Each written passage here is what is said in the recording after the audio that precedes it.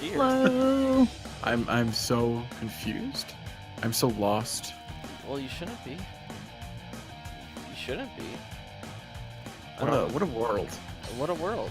We're here after a wild week where we saw a lot of action. A lot of action. A lot of wins.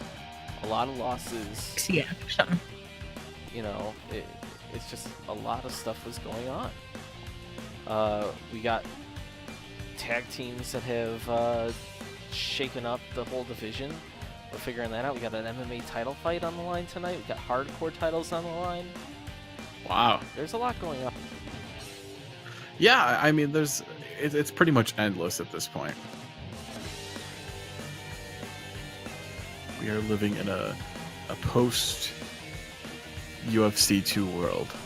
Yeah, we are as we head into UFC 3. Jessica, how do you feel?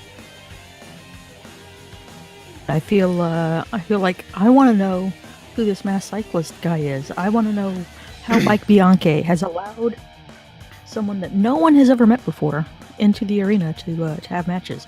I want to know who's going to win who's going to leave the Belle Ribbon Iowa Civic Arena with the .TV title. I want to know who's going to win the freaking Scramble title. There's so much I want to know. I want to know everything, Jason. I also want to know everything. Walsh, what do you want to know? You know, at this point, there's just so much to know and so much that we don't know. I feel like we live in this strange world now where there's a masked man. He's apparently involved with Belly Ribbon somehow, and he exists. He's quite a guy, and he's feuding with the alt-right, which, you know what, that endears him to all of us, I think. It does, and we all know that this masked man hasn't really been too successful in he's claimed to look for revenge. He's claimed a lot of things, but Ichabod keeps coming out on top, and that sucks.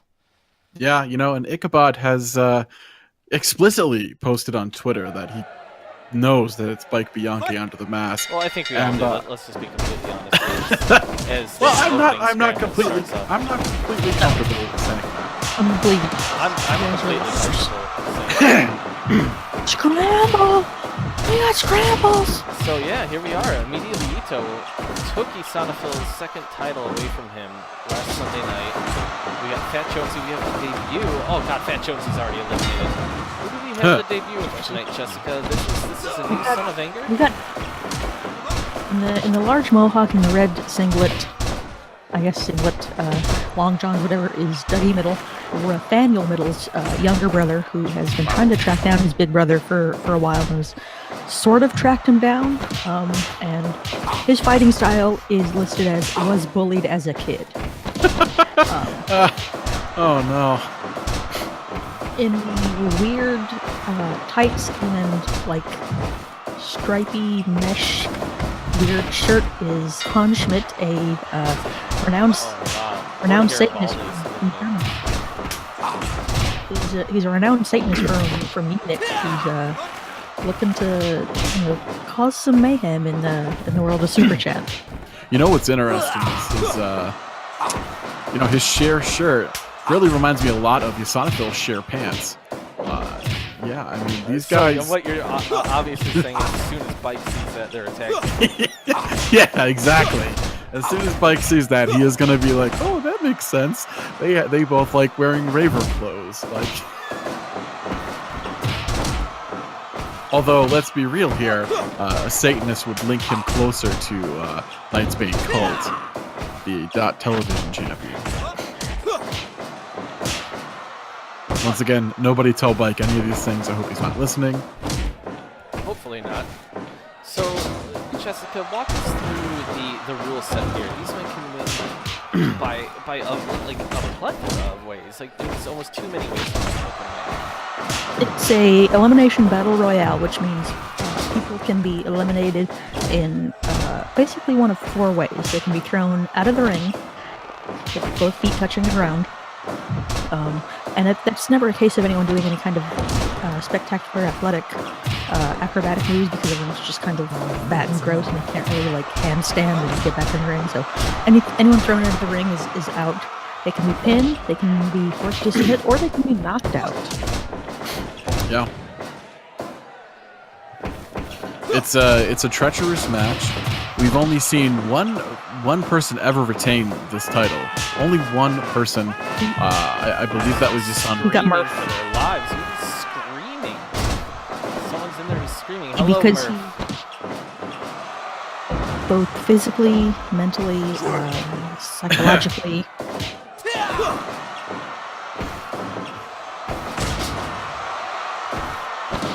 You know, now that there's a lot of people involved, oh my god, he's grabbing Asanophil's belly. Now that we still have quite a few people here, now is a good time to see that there has been a scramble title. It's not a belt, it's a cast iron skillet from Mr. Bianche's kitchen, as pictured here. Of course it's from his kitchen. The champion gets to hold on to that skillet and make any type of scramble he wants. Ooh. Vegetable scramble, traditional scrambled eggs. I mean, I guess if you call anything a scramble, really. Yeah. I don't know anything. I mean, I wouldn't call it grilled cheese a scramble. If you scramble a grilled cheese, then it's scrambled grilled cheese, is it not? Would you really want to scramble a grilled cheese? You grill a cheese. You don't scramble it. All right. This is nonsense. We're going off the deep end here. Well, Yasanophil just wants to make himself scrambled eggs. Fair. I've heard that the newest chapter of nutrition is just dumping a big pile of shredded cheese in a skillet and moving it around for like 10 minutes, and then just eating the congealed glop. And Let Lou call that a scrambled cheese.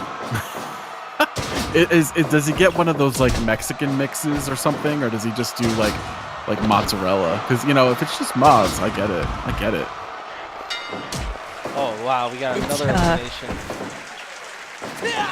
Jack and half pizza cheese, which is, I guess, mozzarella and a few other mixed in a bag. He just grabs a couple of bags of shredded cheese and throws them all in. I mean that's one way to really pack on the pounds, so you can later turn it into muscle.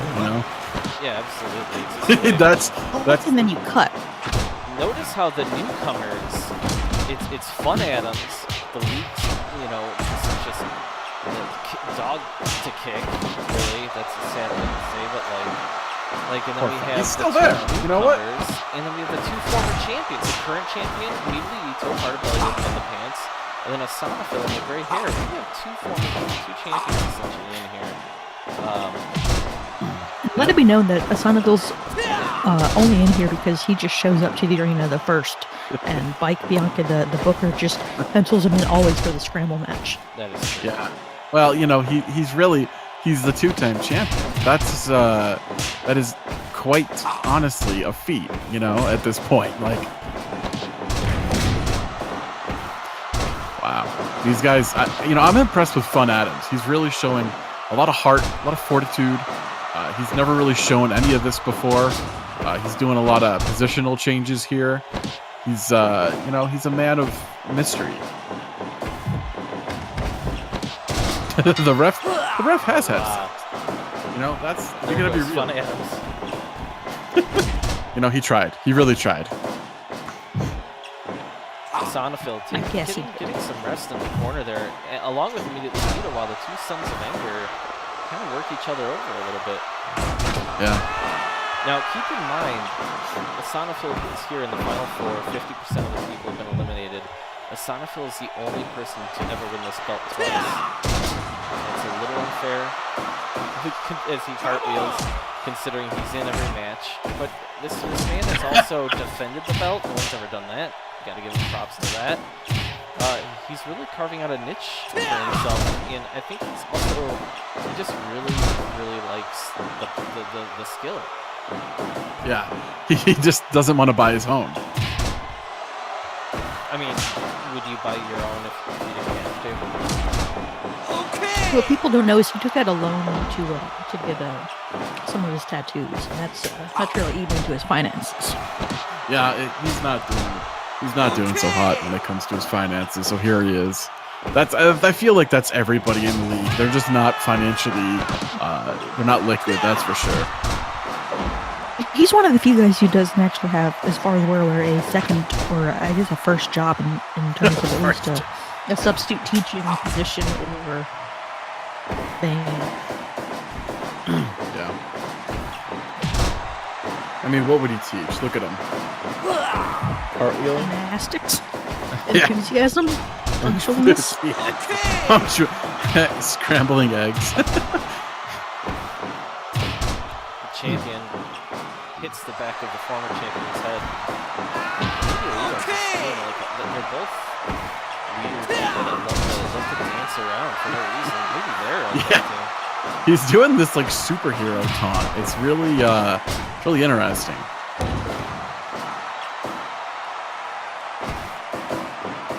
A lot of kicks from him, you know? He's an athletic man. He's younger than he looks. That's all we'll say. He's hairier than you can imagine. This sheared shirt, I think that Sonical is really into it. That's quite the outfit. Those wrestling trunks and that shirt. I wonder how Spencer Morgan feels if he likes the way he looks. I don't know. He very well could.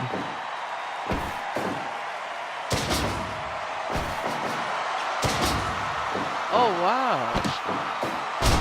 Really? It's so quiet? For me, it's really loud. You are. I am quiet? Yeah. He was Jimmy suplex out of on Schmidt, which makes sense. Alright, you guys let me know how my audio is now. Doug, you looking to pin Masonico? Kick out It's just pretty- at the nick of time. I can't get Jessica up any higher, really. I will try to speak louder, Yeah, that's really but good. I don't want to wake up my dang dog. Murph, it's on you to tell us how we go doing, but Jordy's pretty outspoken too. I can't believe we're approaching minute 20 here with this final four. These men are just screaming at each other. We love everyone in our chat. We love all of our audience. But certain people we love a little more. Wow. Murph is getting shout outs. It's like he's getting. Wow. Oh, This is wow. We have an elimination. Brett Middle's brother is eliminated. It's a Yeah. ego gets kicked right in the face. Oh, God. Sonophil just flips on his back. The former champion. He's just laying there, tired, gasping.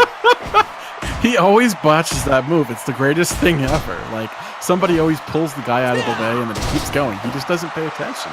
I don't know what he's thinking. He's a guy who, he's like, you know what, I'm going to follow through with this no matter what. Wow, immediately Ito's dragging a man.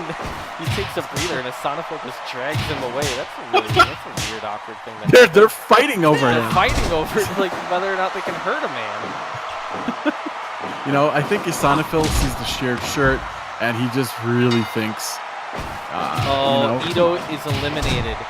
The champion Wow. is eliminated. We are down. We're going to have a new scramble champion. That was incredible. He got hoisted on his own petard. Somebody You know will what I'm walk saying? out with that skillet. A proud man. We could have a 3-time champion. Sonophil, if he wins, is 3-time champion. Unless this man who just debuted. Oh my God. I mean, you know, maybe sheer clothing. Nope, Sonophil, 3-time champion. Oh my God! Unbelievable. Amazing. Sonophil does it again. Look at him, he's breathing. What a champion! I mean, that's a 23-minute.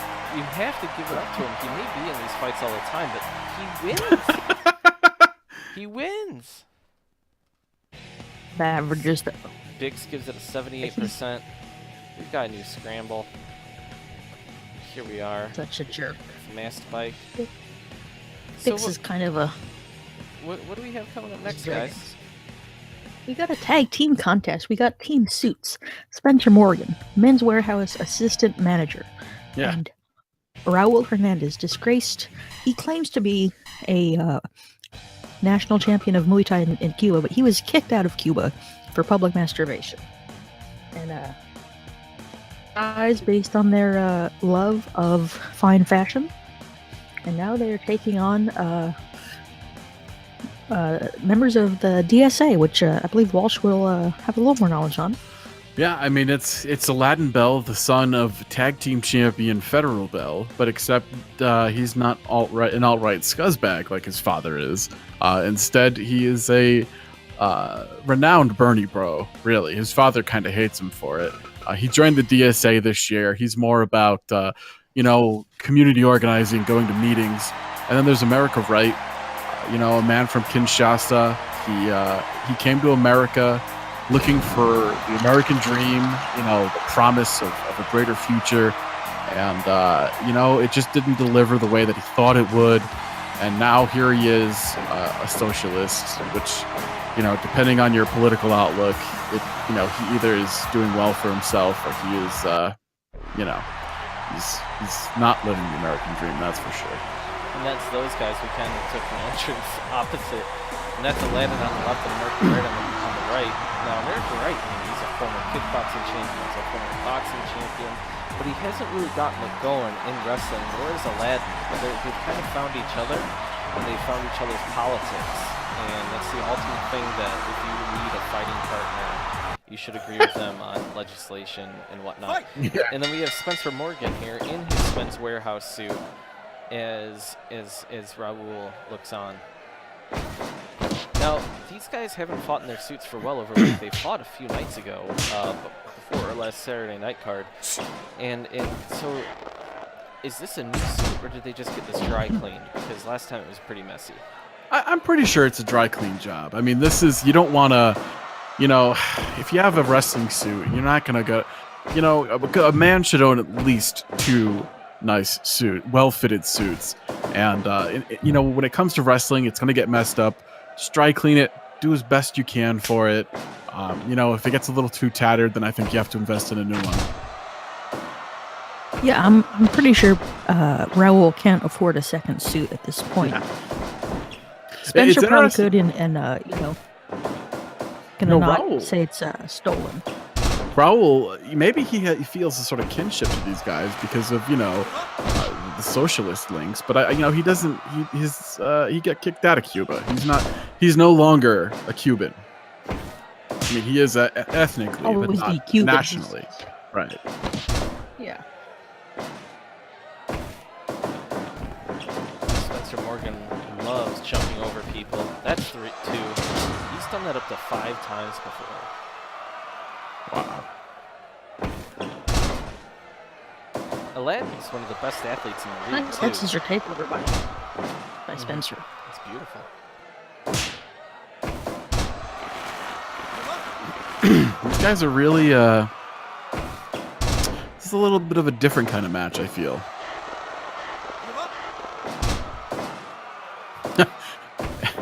Yeah, he definitely finished.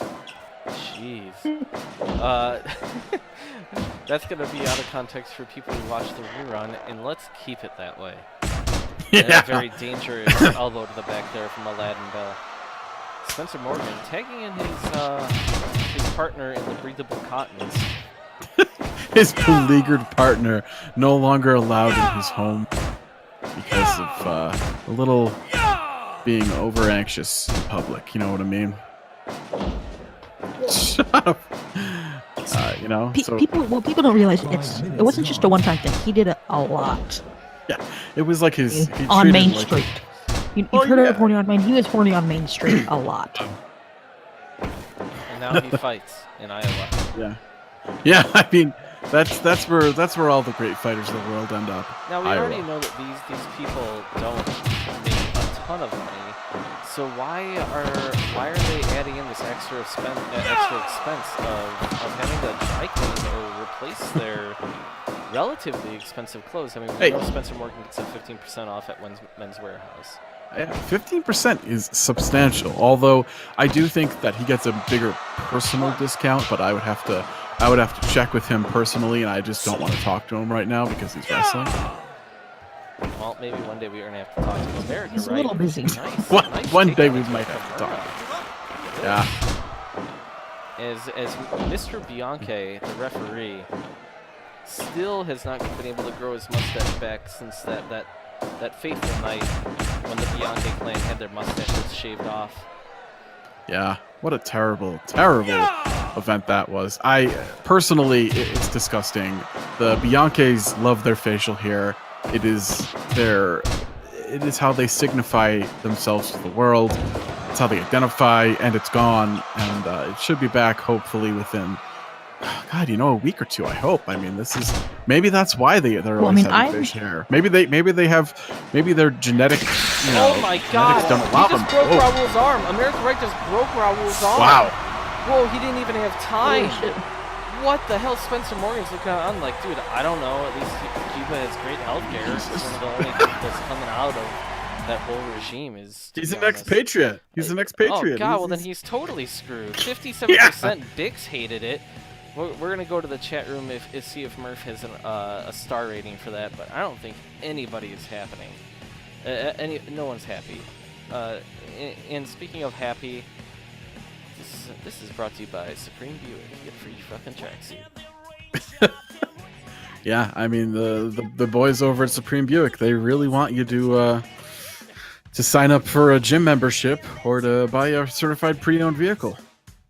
They'll give you a tracksuit. Speaking of suits, Raul. Remember a couple of weeks ago injured Bradford Culpepper with a big kick to the knee when he was in a tree of woe. And then I believe, God, the last time we saw him, he injured somebody as well.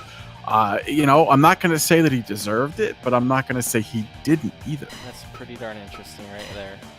I didn't think about that. Like, these men are becoming broken. Yeah, the more that these guys compete, the more that we're seeing horrific injuries. I mean, that armbar, that was a weird looking armbar, and he just popped. Just popped. I think it was a Kimura. I think. Yeah. He's going to be checked out by the tandem of Let Lou and Xylophonist because we don't have a doctor on staff right now. Hopefully Spencer will drive him to the hospital and get him checked out.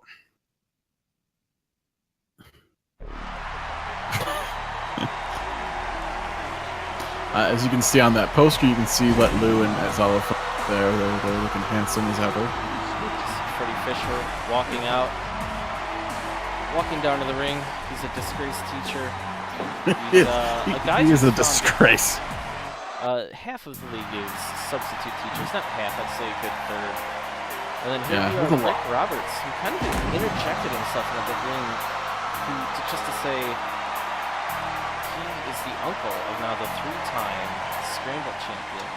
He Three was here times. to connect with Asanophil. Asanophil came out here last time for his weird best 2 out of 3 match. Not anymore. I wonder why that is. Asanophil, maybe he's just tired? Yeah, I don't know. But these are two old men fighting. These men are fueled by sausage and like homebrewed beer. Let's be real here. The last time that we saw Brick, he was in a 40-minute match too. So it's like, I don't know what to expect here. I'm kind of living in fear of what Brick Roberts is going to bring to the table. Brick does enough steroids to recover from a 40-minute match. Yeah. I mean, he does. That is the one thing about him. He does do steroids. And he doesn't work out, though. So it just kind of, it all evens out.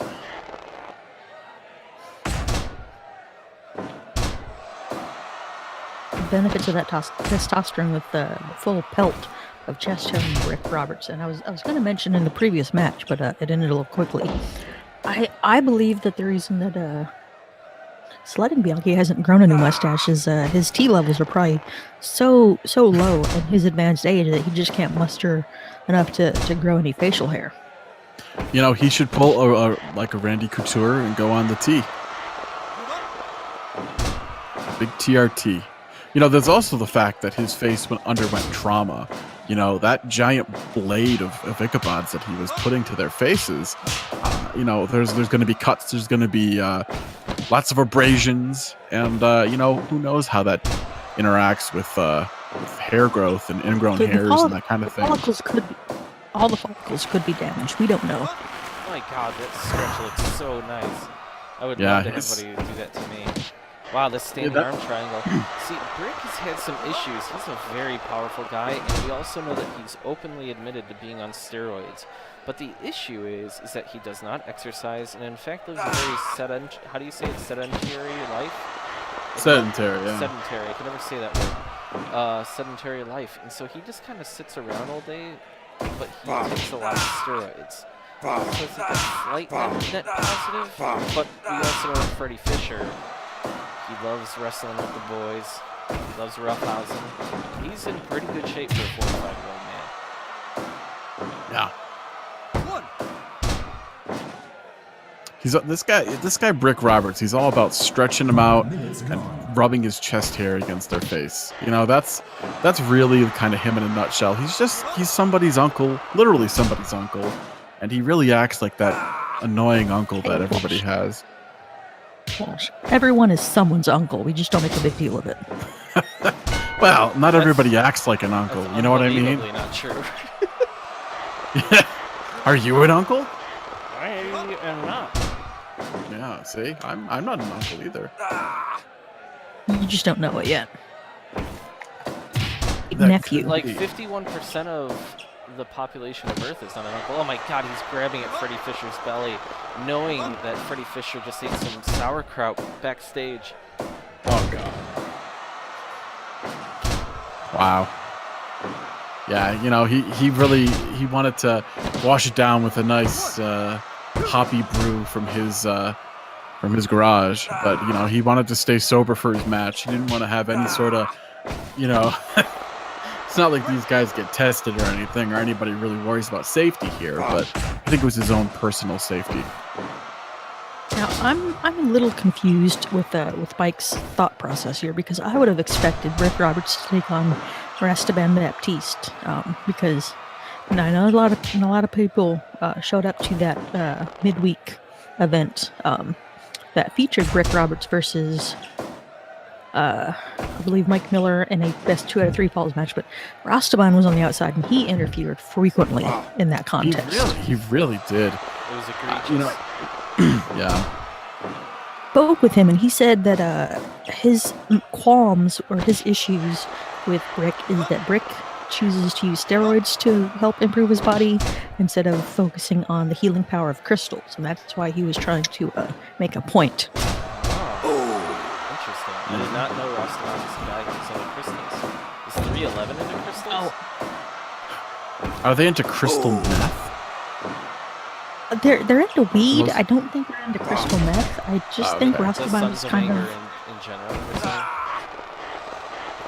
He's apparently used crystals a lot to focus a person's anger and store it there, so it doesn't poison their body. Is what he told me.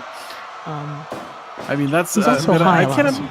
Yeah, I mean, but if you're making out in a dark hallway, you know, do you really need crystals? And, right, exactly. Like, I mean, especially if amber is the color of your crystal's energy, I think the only thing that you can say is, whoa, Whoa, that's you know, Brick Roberts here choking and doing all sorts of Distracted from this contest, of course. yeah, really uncling things up here against another older man. The avuncular strangler, Brick Roberts. I bet you Freddie Fisher's an uncle.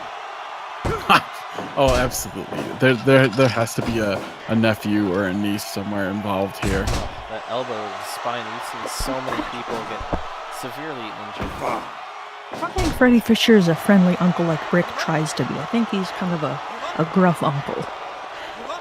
Yeah, I don't think he's too involved in his unclely duties. Uncle-y duties. Yeah. It's pronounced avuncular. Avuncular, okay. That sounds too much like a Trump girl. They're just fighting. So many rope breaks going on here. Yeah, I mean, these Men guys. are stretching each other and sledding. It's like the guys got Avuncular adjective relating to an uncle. These guys, I feel like these guys belong in like a bathhouse or something. Like just stretching each other out. I mean, I wonder if this is like a therapeutic thing. Like they're just helping each other's backs out. They do. The more I look at this, the more I'm like, come on, you can do one more. You can do this. Like, does that feel good? All right. Oh, Brick's starting to get tired here. Cracking each other's backs. Brick always gets tired. The man is on steroids and he still gets tired. He's got the worst cardio of any person we've ever seen. And yet he went best 2 out of 3 falls for like almost an hour. That was perhaps the most egregious thing we've said. I love that final fall took about 40 seconds because Brick was just done. Well, he was so gassed, he had to finish it. He couldn't mess around with any more stretches or anything. Even hugging was too much for him at that point. Yeah, he would have gassed out mid-hug. The crowd seems to be liking it, but a lot of this is just Brick looking at Freddie Fisher as they grieve with onions on their breath. Like a very... These guys do not have good gut health, I'll tell you that much. Actually, you never know. Freddie Fisher does eat a lot of sauerkraut. Yeah, you know... Yeah, but it's also a lot of sausage. I don't think those play well with each other. Intestinal tract. Like, nothing that Brick does is gonna, like, choke a man, really, other than the blatant choke he does. But everything's just sort of... Yeah, like, he's trying to be an expert in using his weight, but... Right. He's not really covering the vein. Like, he's not getting any good blood chokes in. Right. I don't think he's trying for that. Oh, the stunner. Freddie Fisher gets the stunner. My God. That Brick Roberts eats is like a plate of jalapeno poppers on Sunday watching football. You know, he's the American man. Definitely watches football. Definitely pounds down some brews. Another stunner. A second stunner. Brick has got to be done. Steroids be damned. It's over. It's over. It's over. Stone Freddie Fisher is asking for the crowd to cheer him on because he considers life. They're both breathing so heavily. A man just stretched him out for 20 minutes, and he's just like, okay. 99%? What am Bix loves hairy old men stretching each other out. Bix is like, I remember when my uncle used to... No! Oh, God! This broadcast brought to you by social media done the Bikeway at SCFL Highlights on Twitter and Bike at district204admin.edu on email. Bike Bianche. This broadcast is also brought to you by Substitute Teaching Solutions done the Bikeway at SCFL Highlights and Bike at district204admin.edu. The Bikeway. The Bikeway. I wonder if the Bikeway is just being confused. Hey, keep it. It's yep. Later on tonight, the TV title is back on the line. Is Cult quietly knocking on the door as the best .TV champion ever? I kind of think he is at this point. It's kind of crazy. He's got a little bit to go. He's had he's 2 defenses shy of tying the record, so we'll see. I mean, he hasn't definitively won a match. He's simply outlasted the competition. Yeah, he's just he's. Granted, he hasn't been put into a cage to escape quickly as the as Offers Thompson was. He did defend against Offers Thompson though, so that is truly something. Offers Thompson, the inaugural .TV champion, won it in the giant tournament, and all of these men right here, Kelly and Mr. Cultupper have lost to Colt, have they not? And Offers combined. Yeah. No, this is, here we are, where I am a little uncomfortable talking about this. Like, Mr. Bianche is still in his gear. I think that's a smart move because there's a lot of weird, sharp things. But no, Kelly, he has to be like intentionally pounding his head against something before he comes out. Kind of like what Goldberg used to do. Goldberg would hit his head against like a locker and bust himself open, I guess.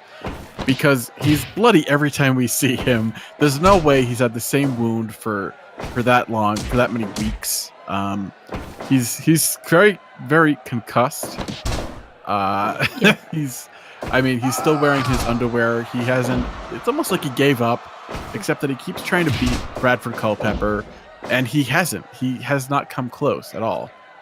But if you ask him, he does not recall ever fighting Brad Culpepper in the past, which is a troubling sign. Disconcerting. I mean, we might have a very terrible case of CTE on our hands.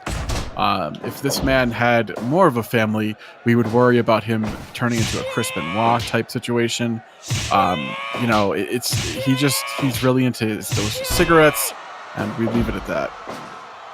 Well, I know he's got a son, but the son is a good foot taller than him, so I don't know if there's any chance of any. I don't want to say a misstep, but you know, any kind of incidents in that scenario.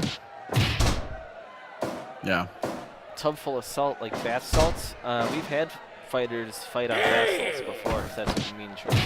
It was a low point in the league, and hopefully it never happens again. You never know, though. You do never know. God. Kelly just walked through a barbed wire baseball bat hit to his chest. I'm not unconvinced that Kelly, but you know, to an Irishman, 10 Guinness in a Red Bull, that might as well be bath salts, right? To a normal person. Oh my God. Kelly went for a flying kick, and Bradford Culpepper just bared out his chest and bounced off. 5 minutes gone. Yeah, he's a big guy. He's a big, burly man who prepares school lunches during the week, you know? Like, that's what he is. He also has an unhealthy obsession with Bike Bianchi. Yeah, he does not like Bike Bianchi, and he's just beating this man up week after week because he wants Bike Bianchi to notice him, and it's I don't know if it's working. I think Bike is so focused on his social media business that well, let's be real here. He was fired by Michael Bisping as a social media director. We don't know who he's working for anymore. Culpepper's bleeding a little bit, though. Yeah, both these men are bleeding quite a bit now. I mean, Kelly, it's expected for him to be bleeding.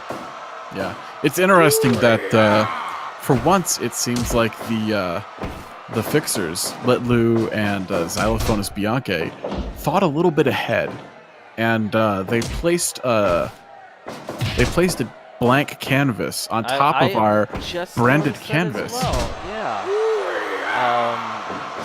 Can't explain it. Well, you know, I mean, that makes sense because they don't like cleaning.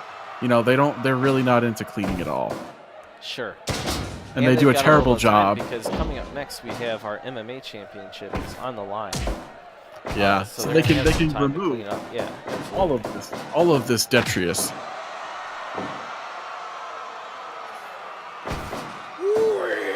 Bradford Culpepper is bleeding, but you know, it doesn't seem to be stopping him from hurting this man. Jessica, I know that last week you interviewed Kelly about this strange run of fights that he keeps insisting on. Do you want to play that audio, or should we save that for later? Let's save it for later. Let's not get away from this content right here because it's something that I think we should all give our full attention to, just to see if Kelly makes it out of this match. Oh God! Well, you know, alive. It's not looking good. He just took a table to the tummy and glass to the ass. 10 minutes gone. But you know what? He's landing some kicks. It's not out of the realm of possibility for this man to do something here. I mean, he's small, he's scrappy, you know, he's concussed, he's in his underwear, but that doesn't matter. He just threw Bradford Culpepper out into an exploding, you know, board of barbed wire. I mean, that's big. Big vertical suplex there. Bradford Culpepper seems like he's gassed. I mean, we all know that the diets of the men in this league are not great, but Bradford Culpepper has some of the worst diets of all because it's part of the public school system. Yeah. So he's running on like 2,000 calories, 3,000 calories a day. No, maybe He's more. running on like sloppy Joe leftovers, like cream corn in a styrofoam tray. Yeah. Yeah. Big choke slam. Jesus. A lot of puddings. So many puddings. And he puts like the pudding to bring it home. He puts it in like a normal styrofoam take-home container. So it's like, oh, that sucks. Like, what a terrible way to transport pudding would be like a container like that might be open. But then you also have to eat it in there, because otherwise you're going to lose out on so much pudding. And then transport it. Yeah, and never mind the fact that he has to eat it with a spork. That's some real shit there, you know. If you're eating something with a spork, you know you're hungry. All the while he bleeds. Both men are bleeding. Jessica, I mean, is Kelly, is it about to be over for him? It's all Always about the close to square being eating over. those pizzas. How much blood can this man lose? Yep, it's over. Kelly is laying, bleeding. That big pump kick. He does not look well. Kelly does not look well. Maybe this will to end this weird. I don't even know if it's an obsession. I think it's just Kelly has vague hints of memories of fighting Bradford Culpepper, but he doesn't know the full outcome, so he just requests a fight with, a guy vaguely matching Bradford's shape and description, and Mike is just like, sure. And the video that we're showing here is their first meeting when Kelly had 30 concussions in a single fight. Terrible. I mean, this guy, like, we don't know how he's alive. Never mind how he's competing.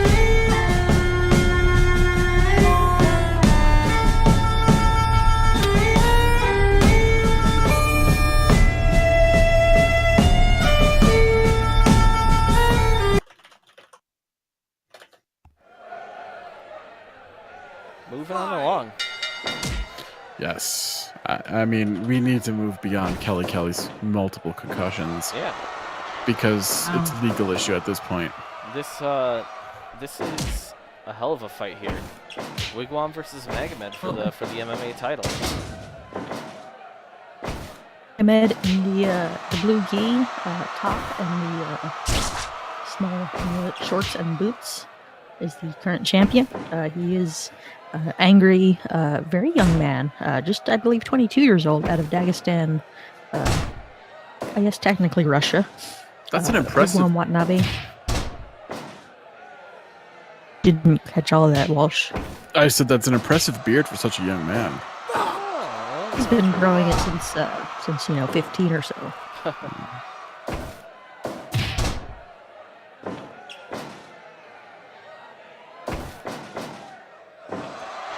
I'm surprised to see Wigwam just kind of muscling Magomed down halfway through the first round. Well, he's got a lot of size on him. He's got those muscles. You might as well use them. You know what I mean? Magomed's going for that elbow to the spine, which has put away so many people. He's got, I guess you could say, technique. He's got a lot of good sambo trips and throws, and things like that. He's gonna have to definitely take it to the mat, I believe, to win. Sambo, the time-honored Russian tradition, made famous of late by Fyodor Emelianenko and his brother Alex, the bread baker. You know, these guys are also racist. Talk about him. Terrible. Yeah, he is a terrible person, but he does make loaves of bread in jail. So Magomed just stomps Wigwam right in the belly ribbon. yeah, I mean, Wigwam, one of the least liked members of Team Belly Ribbon, that's for sure. They don't even really know. I mean, in kickboxing, we've seen him taunt quite a bit, but other fighters have taunted a lot. But he's just got something about him that makes people hate him more than others. Yeah, his Especially face. Considering he's lost so many times because of his taunting, you'd think that you'd have mercy on the guy. I would say next to Kelly, he's been the most concussed. It's just his attitude. If he was a little bit nicer, a little bit more humble, maybe The issue is if he taunts and then wins the fight, people are so pissed off because Yeah. how could they have lost to someone doing That's that to them? foolish. Yeah, I mean, this is like it's like. I think the problem is that he hurts people too in the process, so it all feels like you're wasting your time. He's wasting your time because he's not really fighting you; he's just hurting you, and then not trying to win. Like it's a very dishonorable thing, almost. I don't know. It's a complicated situation. These are complicated, terrible people. He certainly doesn't display the type of modesty necessary for a proper Sharia law champion. Oh, absolutely Old school not. Mark Coleman headbutts. Yeah. This is brutal. Oh my god. We are soft on our rules here. I was. My god. This is brutal wigwam.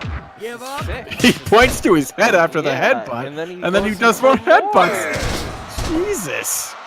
I don't know. I think he's signifying that he has nothing up there to hurt, so he's just going to keep using it as a weapon. Oh, the Freemaster in an MMA match. I mean, after the Sambo suplex, which that's a great maneuver. Yeah. Well, that was actually the Booker T scissor kick. Okay. You know, The in pro wrestling, he likes to use that, and he calls it the beheader. He can actually get a win with it. I'm glad he tries to do shoot versions of it. I love shoot pro wrestling moves. That's for sure. If you can land your heel on the back of someone's skull at the base of their neck, I think that's going to put a big Whoa, what big the chance of you fuck? winning the fight. Megaman's down. Wigwam is the champion with a backwards low blow. He knocked him out. Oh my God! He hit him so hard. What a piece of Rolls. shit! He's barfing. He's barfing Megaman. so hard. Look at him just stand over him. Wow. 91% Vix loved it for some reason. A piece of shit. What a weird night. I can't even. What an asshole. He knocked him out with a low blow. Like that's, that's why people don't like him. I think he's a dick. He just won the gruesome title by kicking a man in the dick. Well, later on tonight, I don't even know what Yeah. to say, so we just gotta move on, okay? The Public Enemy, baby. The Public Enemy. That Tonight- photograph right there. That photograph is the Hardcore Tag Championship. Yep. There's no belts involved here. The winner takes all. You take this beautiful framed photograph of the Public Enemy. It's not autographed or anything fancy like that. It is just you're living the dream of the Public Enemy. What is that dream? To wave your hands around a lot, to do a lot of table spots, to wear jerseys, not wear real wrestling gear, that kind of stuff. Named for a rap group would be called Johnny Grunge and Rocco Rock, which makes no fucking sense. It's a lot of things. Use trash cans as your main weapon. Well, I agree with that. The only person who should be using a trash can is Duke the Dumpster Drosy, not. But that the '90s were a special time for professional wrestling, and we're in the 2010s. We're almost out of them, but we're there, and we're Mike Bianchi is heavily involved. Even if there you can see him hugging his father after losing his mustache. And then there's the masked cyclist who we don't know who he is, folks. We don't know who he is.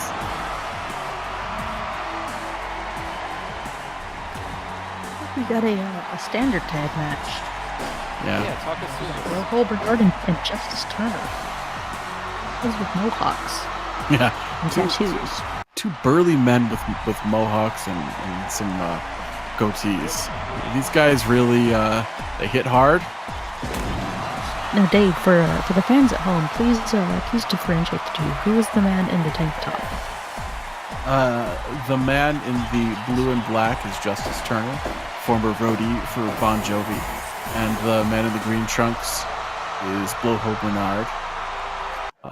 He is a Pacific Islander who once at some point served in the military. He was a reserve, but still, and he's just a tough guy. Oh God. Why? Why is this on our screen? Xylophonist and Let Lou are manning the board tonight, and They're just pushing buttons. They're having fun. they're just giddy and eating stale bread balls.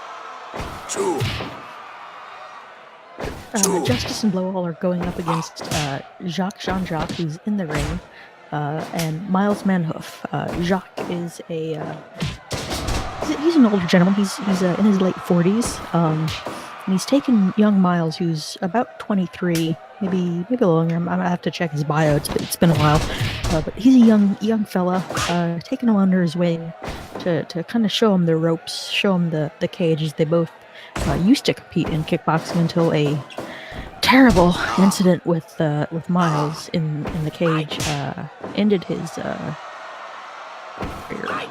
Yeah, current world champion Ichabod Adams kicked him in the liver until he started throwing up, and it was over. That was it. And he punched him in the kidneys. It was a rough incident. Yeah, I gotta say, Miles and Jock, these guys definitely two of my favorite tag. These guys are probably one of my favorite tag teams in the league right now. These guys always bring it. They're always entertaining.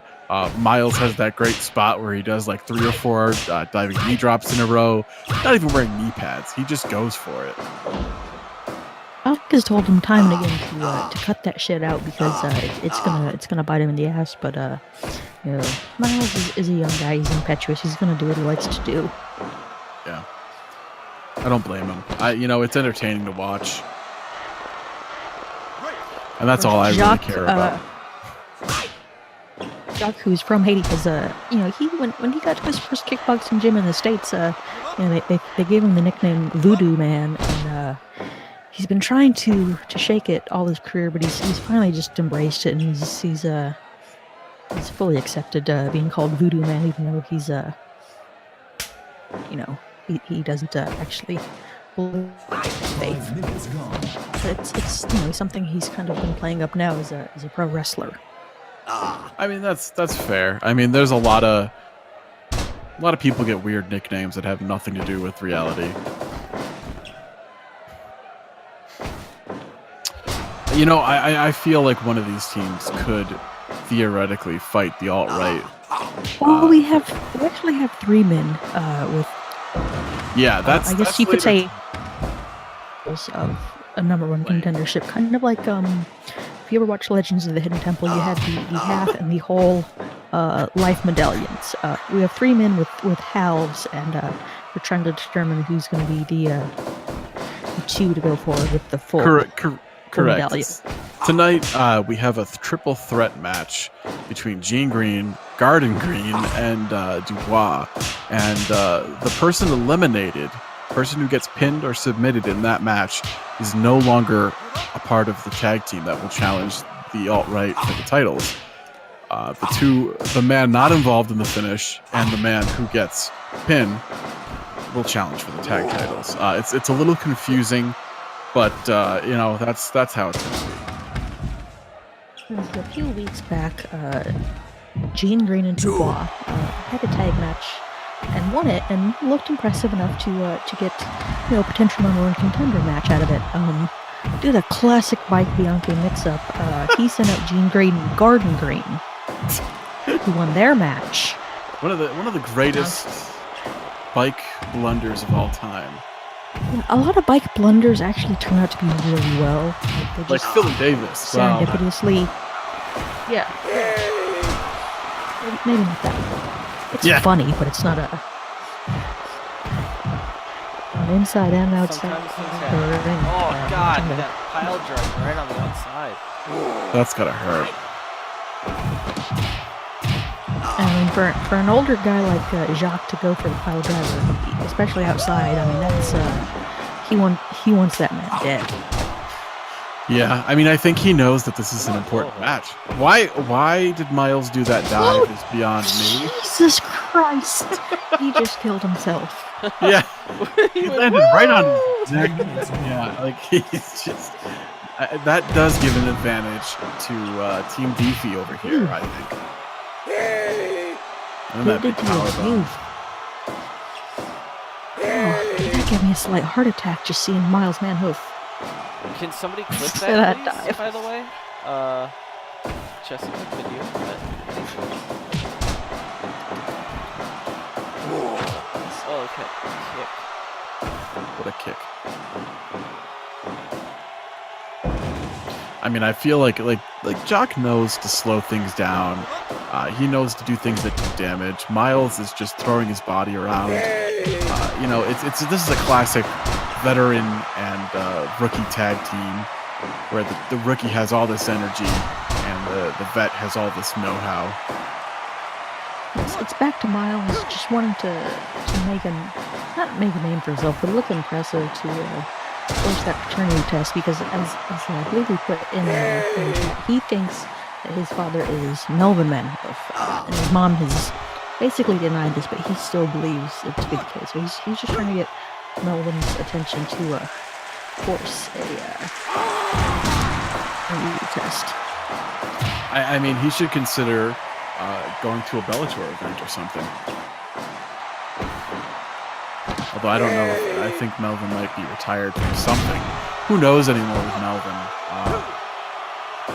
Big jackhammer right on Miles. Got to be hurt. You know, surprisingly, Jock didn't make the save. He made Miles do it himself. Here Sometimes come the that's how you knees. learn. Awesome, thank you for that. I Here actually come the missed knees.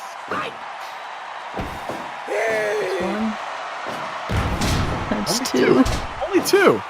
You know, he's holding back a little bit. Maybe he has learned a lesson. I don't know.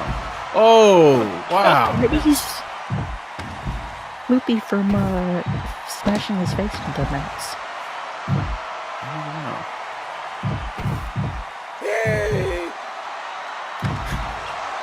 Miles has taken a lot of damage. Like, a lot. Yeah. Jock is kind of just chilling on the ring apron. He's in the action now, but, you know, when he saw his partner getting double teamed, but, no, Justice tosses him back in the ring. They want to work this kid over. Ugh, Yeah. His head Then you bounced get off the chair. Ow, that's gonna hurt. You know, you got to give Miles credit. More heart than brains. Well, the thing is what sucks for him is that a lot of his offense is, putting his body on the line. So Right. when he gets beat up, does that affect? Oh God, those knees! Like this man is not going to have a very long career. I love all the knee drops. It's one of my personal favorite things. that ever happened. It's a in your great life. spot. It's so crazy.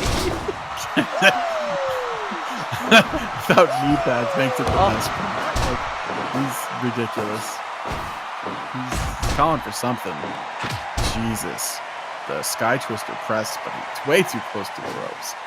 You know, you got to think about these things, Miles. You got to think about these things. Even if he wasn't close to the ropes, he was in the wrong corner to even. Yeah, do something like exactly. that. Blowhole and Justice work incredibly well together.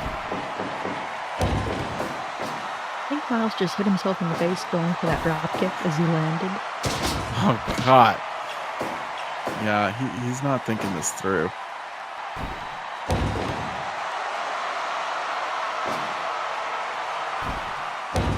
Big man up top. Oof, that's wow, he's pulling a Miles. He pulled a Miles. That's crazy. I mean, it was a stomp. It wasn't as dangerous to his own well-being, but still, pretty impressive stuff by Blowhole Bernard. Probably close to 300 pounds though, landing on Miles.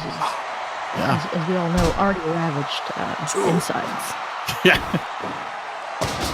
Miles is down and he is hurt. Yeah, I don't envy him. Yeah, He's gonna take. He's gonna need a couple of ice baths tonight. Has Melvin Manhoof ever publicly addressed Miles and like him saying that he's his father? Have they ever taken a test? I think that Melvin is so afraid of being somebody's father that he wouldn't ever do that.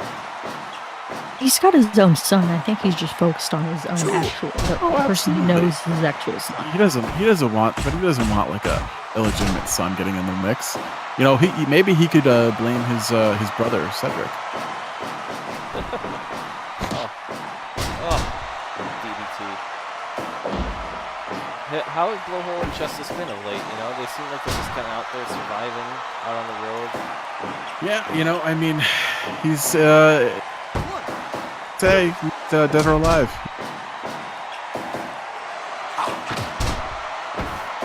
He's definitely these guys. You know, they drive around in an old Winnebago, and they blast a lot of Bon Jovi. They bought that Winnebago from Bjorn Radney's dad. A big triangle kick from Miles, and then he's following it up with the knees again. He is a fucking madman. Like he's getting. And these guys are big, and they're bruisers. I mean that the Northern Lights bomb. Yeah. Shock. Kind of feeling like he just didn't want to go in there and help him. Kind of like teach Miles a lesson, maybe a fatherly lesson. Maybe what Miles is looking for is right under his nose. 100%. What? Wow. It's flying knee. Those flying knees. Flying knees. You know what? A lot of people ask, what's the difference between a 99% match and a 100% match? And I'll tell you what it is. Flying outside of the ring towards no one. Just landing, just taking that bump, which is so crazy. Oh my god. Could we see that again? Yeah. Instant replay. That was truly incredible. I mean, this guy is just not bright. His own life. Talk us through what we got here next. Wow. We've got the .TV title where we've already seen Fat Jonesy tonight, former .TV champion. Now Little Jonesy's getting into the fray against Knightsbane Cult. Little Jonesy, a little bit better of a gas tank, not in terrible condition like Fat Jonesy. Liver enzymes are normal. This guy might have a chance. But he doesn't. I don't think he hits as hard as Fat Jonesy, and you need to hit hard and put your opponent away quickly to win the .TV title because you only got 15 minutes to work with. Yeah, I have a small gas tank if you can put him away in like 6 minutes. You know, this title has definitely taken a life of its own. Every single broadcast it needs to be defended. We've seen a plethora of champions now. Offers Thompson, of course, being the most successful. Knightsbane Cult knocking on that door. And these guys, it's not the most strenuous title in the world. It's 15-minute time limit. So you can kind of pull a mini Ric Flair and stall for however long and to keep your title. I mean, Little Jonesy is a tough competitor. We've seen him compete of late. You know, he's out there. But Cult is particularly good at stalling, I believe. When he does hit you, he hits you hard. He has, quite a repertoire of moves under his belt too that do a lot of damage.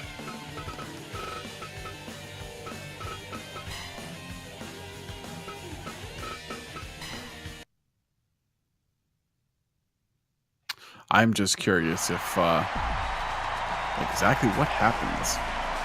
Will Cult keep defending this title and hold on to it? It feels like he's held it for quite a while now. Wait, was it Little Jonesy or was it Fat Jonesy? Fat Jonesy was the former television champion. I see that right here. We have the old art. Yeah.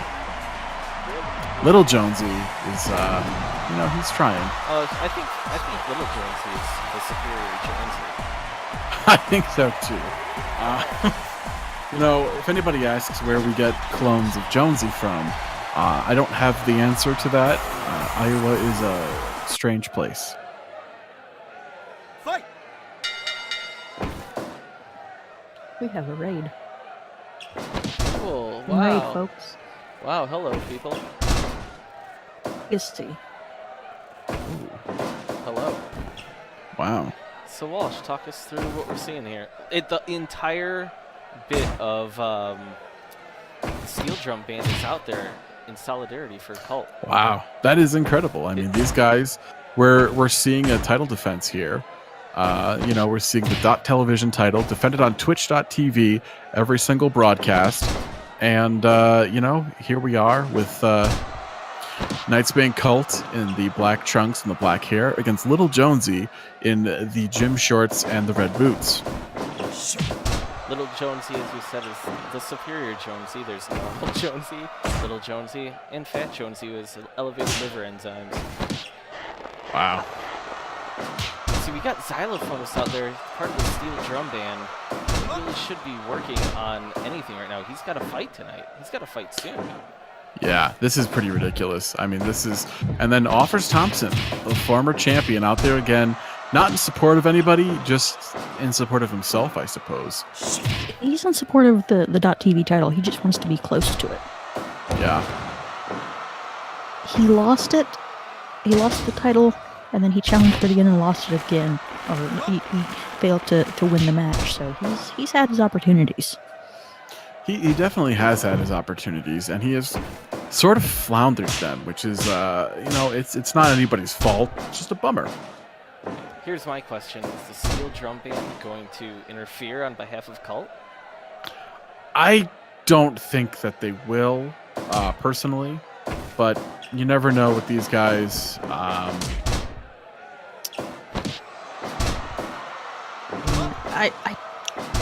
I don't know if, even if they did interfere, if I would give them much of a chance to do much. I mean, Xylophonist is one of the most pathetic men in Super Chat Pro. Ron Lewis, I think, is probably just kind of out there to collect phone numbers from women. They're Vector, mostly... he- Yeah.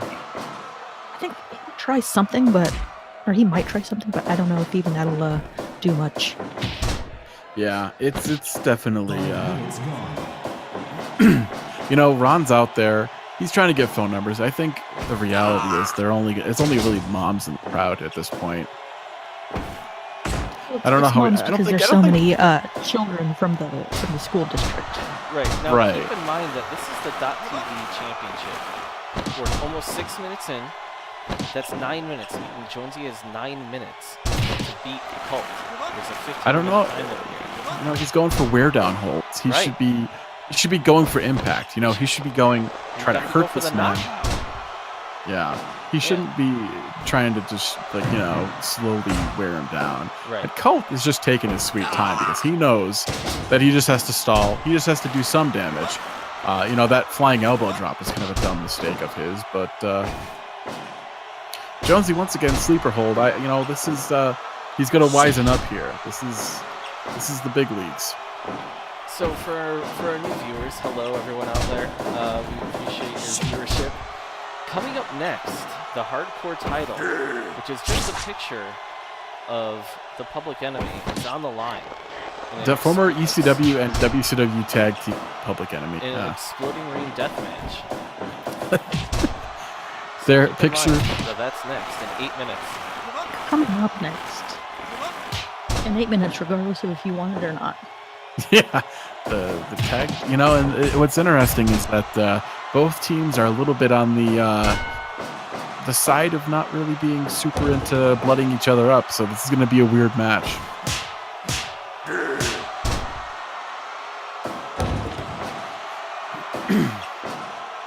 Knights Bane Cult did some time in jail for the manslaughter of his former band.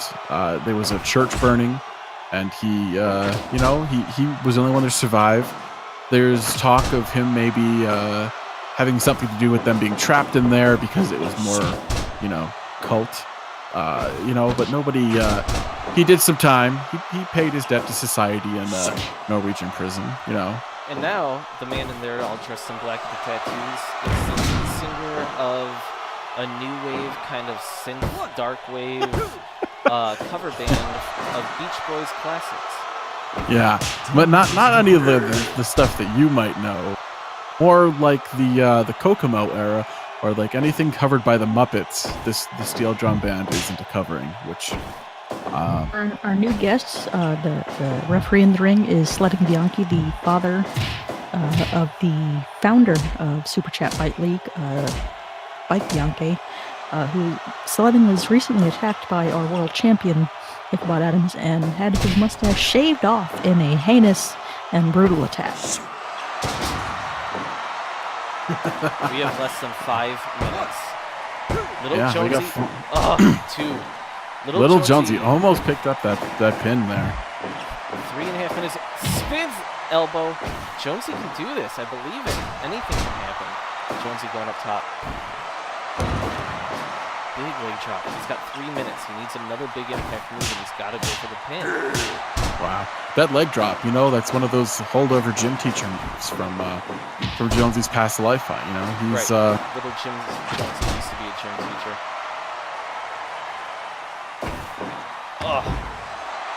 Former .TV champion offers Thompson in Little Jonesy's corner. What is that about? I don't know. You know, he's just he just wants somebody new to hold the title. He lost to Colt. That is a problem. I mean, you know, how are you supposed to pry that title off of him? Less than 2 minutes here. Little Jonesy's not finally connects with the elbow drop. Yeah. Big elbow. If Colt wins here, is he the best .TV champion ever? I think he has one more defense that he would need to have before he would be. He breaks the record in one more defense. I believe so. I think if Knights Band Colt can actually pin or make someone submit inside the 15 minutes and not just escape a cage. Right. Wow. Well, keep in mind that Offers also did quite a bit in the tournament to become .TV champion. For sure. But He that- actually I mean- had pinned 30 people in the seconds, tournament. Jonesy. 30 seconds. Whoa, Whoa, I don't just think did he's his got- finisher. Pin him! Pin him! Oh my god. Oh. Wow. It's over. I mean, you gotta give it up here. I mean, Colton knows up. He knows how to go to the limit big here. hit. Colt Wow. is just dancing. This is like how he dances on stage. Yeah, he's really What the hell is he doing? my god. 63%. Wow. Vixen Span does not like it. Murph, what do you give it? Look at all the people in the corner. That was a packed ringside area. So keep in mind tonight, the masked Cyclist will get his revenge. But right now, like we said before, the hardcore title is on the line. Talk us through this, Walsh. First, Yeah. the champions. I mean, this is the hardcore tag title, which is a framed photograph of former WCW tag team, the Public Enemy. The title is held by the Lost Boys. No, they're not into old vampire movies. They're actually into the television show Lost. And these guys, you can see them pictured there. They were on the island, where at least the island location for filming. And I believe it was until Robert, one of them, was working as a crew member on Lost, and you can see them there behind Naveen Andrews. Both guys really big Lost fans, really into Naveen Andrews. They are somehow two guys who are pretty straight-laced and not hardcore at all, hardcore tag champs, and they're defending against the High Seas. The High Seas is it's Captain White, who is an impersonator of Johnny Depp as Captain Jack Sparrow. He works at Disney World part-time and also has a residence down in the Caribbean where he gives tours. Please excuse And that. please excuse the scaling of the photograph at the time. And he's seen throwing up in the background there. And Yeah, his partner... Well, this is recently. Captain White loves Johnny Depp. if you tune in every week, we talk about the Johnny Depp movie where he writes Peter Pan. There's a lot going on. That's a new Johnny Depp movie every week. Every week. and it's mostly because Captain White loves Johnny Depp so much. But here's the thing, Johnny Depp was recently at like a gathering that he could have met Johnny Depp, but instead he got too drunk. He was worried. He wanted to meet, but he needed the liquid courage. Ended up throwing up. His algorithm goes onto a boat and parties all night with Johnny Depp. His algorithm tag partner had a great time, but Captain White missed out. Algorithm with his beer gut.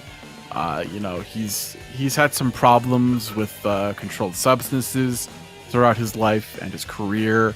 He's also had some weight fluctuations. This guy is, he's got those braids though, as you can see.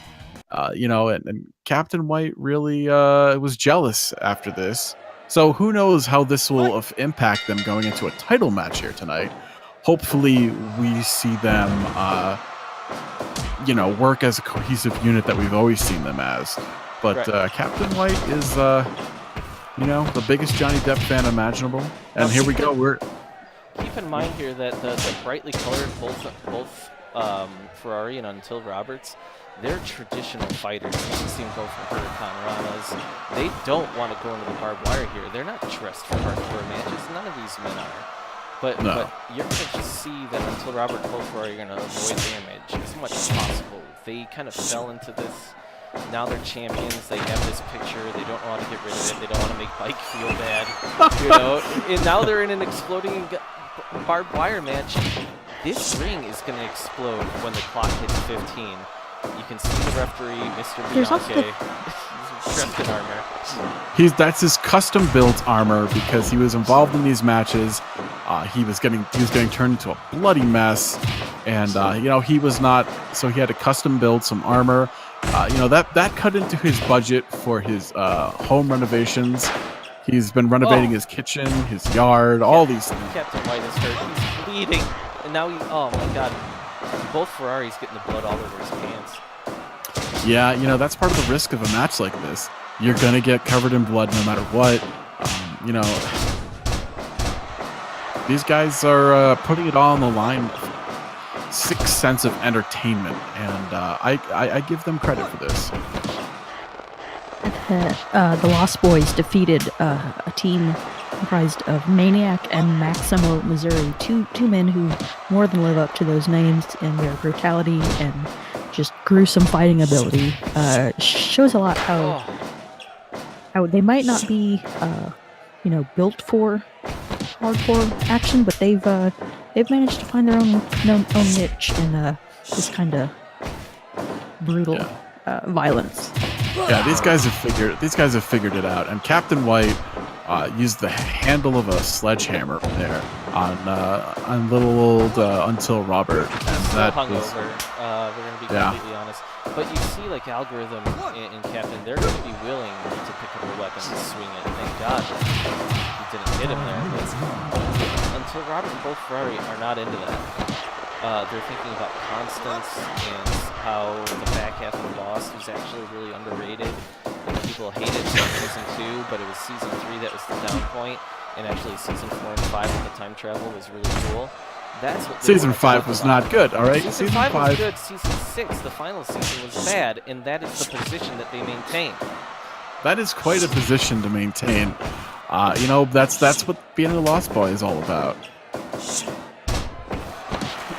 Real quick, if you mentioned it, I didn't get it, but what is the explosion timer in this contest set to? 15 minutes. A svelte 15 minutes It's where like somebody's going to get hurt. Wow.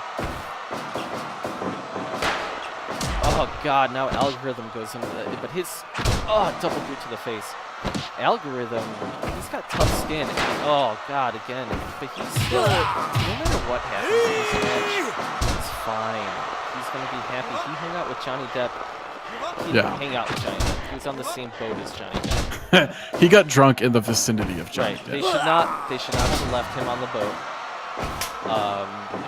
He was in his wrestling trunks, as we remember.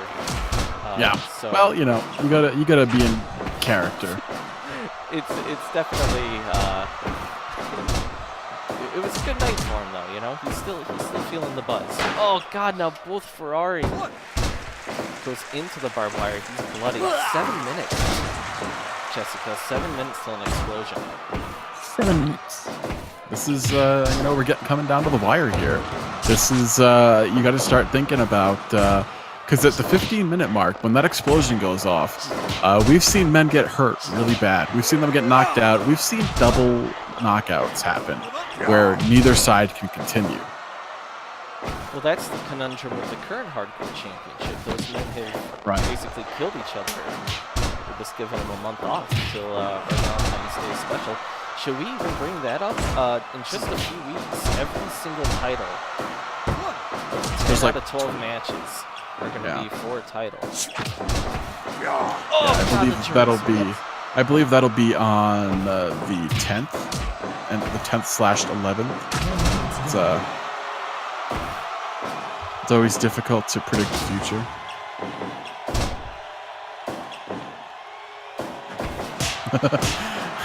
These guys are, you know, it's interesting. Both Ferrari and Until Robert are two guys that like to do a little bit more high flying, and without turnbuckles and with the ropes being made out of barbed wire, they're not allowed to do that without getting seriously injured. You know, their fingers, their boots.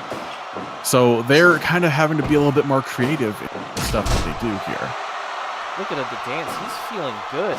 Dude, man, you got 3.5 minutes until this mini explodes. You should be dancing right now. Yeah. That is well, you know, that, Robert you know, Miami.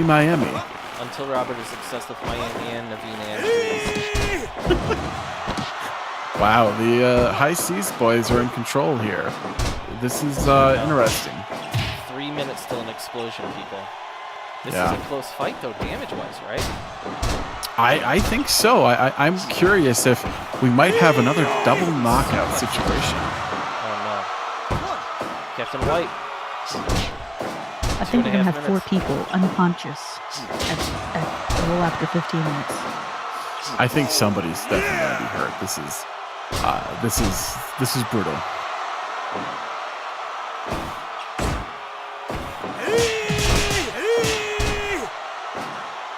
I'm, you know, at a certain point when these guys get closer to the countdown, you start to be concerned about their health and well-being. Oh God, these exploding barbed wire. 1.5 minutes, and these men are very hurt. This has been, until Robert's the only guy who hasn't really taken a bump here. Yeah, he's looking pretty clean. Hollywood, not like this. This is too real. Yeah. Less than a minute. I'm feeling it. This is gonna be bad. This is gonna be really. Oh God, he rolled up. Whoa. Oh, kicks out. Oh God, Captain White has had such a terrible week. Yeah, he really has. That, you know, he could have gotten drunk with Johnny Depp. Instead, he got anxiety. Oh my God, Captain White's gonna do it. Oh no, they kicked out. Well, that's not good. 10 seconds. It's over. They're gonna be so hurt. Oh God, look away. Get down to the death. Oh God. What the hell? A quadruple knockout. Oh my God. Are you quadruple knockout. Are you kidding me? Everybody's down. Everybody's down. And you see Sledding Bianchi's armor putting in great work. He's standing, he's staring at this carnage, and he's fine. I've never seen that before. That is, what? I'm very concerned, but as always, you know, even after moments like that where we're very concerned, we have bills to pay, and so keep in mind that this episode of SCFL is brought to you by Supreme Buick, and we're actually gonna bring you to the man that you see right there with that goatee. That's former champion Hero Supreme. Yes. Hero, yes. Hero, how you doing? Talk to Jessica. We know that you guys have been. What? Yeah. Hero, I wasn't masturbating. I wasn't. There was no funny business. Get out of here. Oh, tell us about these amazing Buicks and these even more amazing tracksuits. Well, you come down to Supreme Buick, We got a gym too. You know, you can join the gym. You can box a couple of rounds with probably fucking cheesesteak or sandwich. I don't fucking know. I ain't gonna do none of that. You know, you get a membership for a year, and you get yourself a free fucking tracksuit. Or you know, you can buy a certified pre-owned Buick from us. We have a couple other different kinds of cars, but we don't like them as much. We are all about fucking Cars. Buick. You know, you got to get a Buick. Hero. Yeah. Hero. What? Tell me about those sandwiches. You know? Oh, you know what? All of our new viewers do not have to need to hear about what happened. They're good. I had to fucking clean the whole sandwiches. station. I had to clean the whole They're station. delicious. No. You guys are. You don't need to talk about that. Yeah. You guys. Sorry, I'm sorry for lying to you. You're going I a was little. trying to get into your head. You know, I was What? getting into your head It's for a that lie? much. All right. nobody was. No, you know what? I you don't know what? care. It Couple guys backfired. boning above the sandwich station. Whatever. God damn it, cheesesteak. Can we talk about the fight that's coming up here? There's a fight. Yep. How about your nephew being terrible, even teaming up with a big idiot with no upper lip? You know, Philly wants to be with this Discussion Davis guy. They're trying to make it work. They were down at the fucking gym the other week. They were on the tandem bicycle. You know, the tandem bike with the two guys. You know, nothing gay about that. It's fine. You know, they were just two guys on a bike together, doing whatever they do. They did some jump roping together. I think they're finally going to be a tag team. Maybe not. Maybe things get worse. I don't know. I don't really care about that, to be honest with you. I mean, Hero, not to cut you off, but I mean, how can you deny that Discussion Davis in the weird armor and Philly Look at that Davis, tracksuit. your nephew Look at in the tracksuit? It's a great tracksuit. And these are two of the most decorated individual champions ever, and they suck as a team. Philly Davis sucks. And if they lose to the Fixers, they're the worst ever. These are pathetic. They're pathetic. All right, I'm gonna go back and finish this crepe, and I'm done with this. I don't want to hear this shit. All right, Hero.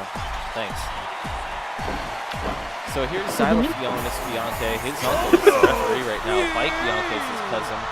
Let Lou is called the Community College Terminator because he just walks Goes to forward and community takes a college? ton of damage. He takes a ton of damage, but he loses all the time.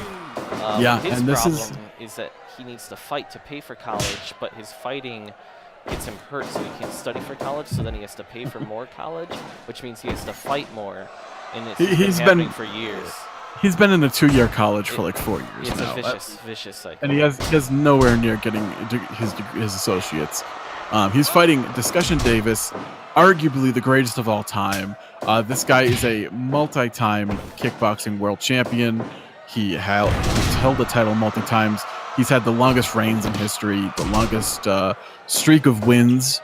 You know, transitioning to pro wrestling, where he was the second SCFL pro champion. This guy is one of the most decorated fighters in history, and his partner is Philly Supreme. Philly is something like 5 world kickboxing title runs. You know, he's the comeback kid. He wins fights that he shouldn't, and then here he is in pro wrestling, and for some reason, here he is teamed up with Discussion Davis, one of his career rivals, and these guys are just trying to make it work, but you know what? They're kind of not. You know, Philly has his Buick dealership that he has to worry about. He has his gym that he runs with his uncle. You know, he's really focused on the Buicks and the gym and not focused on competing as much as he should be. You left out the most important part about Discussion Davis, which is that he's a young man, but he was frightened by a raccoon in his trash, and his hair went stark white. And I believe in that conflict with the raccoon, he lost his upper lip. Yeah. And Tragic. He's been self-conscious about that, and that's why he actually started kickboxing. Yeah. And that's also why the mustache is there. It's hiding the grotesque injury that he suffered. Yeah, he's There's Xylophonis Bianche, a substitute xylophone teacher, which is not something that's in high demand. he doesn't work much. So he spends a lot of time. Him and Let Lou, they clean the mats. They put out the hardcore setups. They run the soundboard. They run the lighting board. Oh, he's rolling him up like a bread ball. Oh my god. And then keep in mind they also cleaned the mats, and because they had to fight, they did not get anything done. Like this mat is They were a little busy. Yeah, they were getting all Lou pumped in up the backstage. US. Like,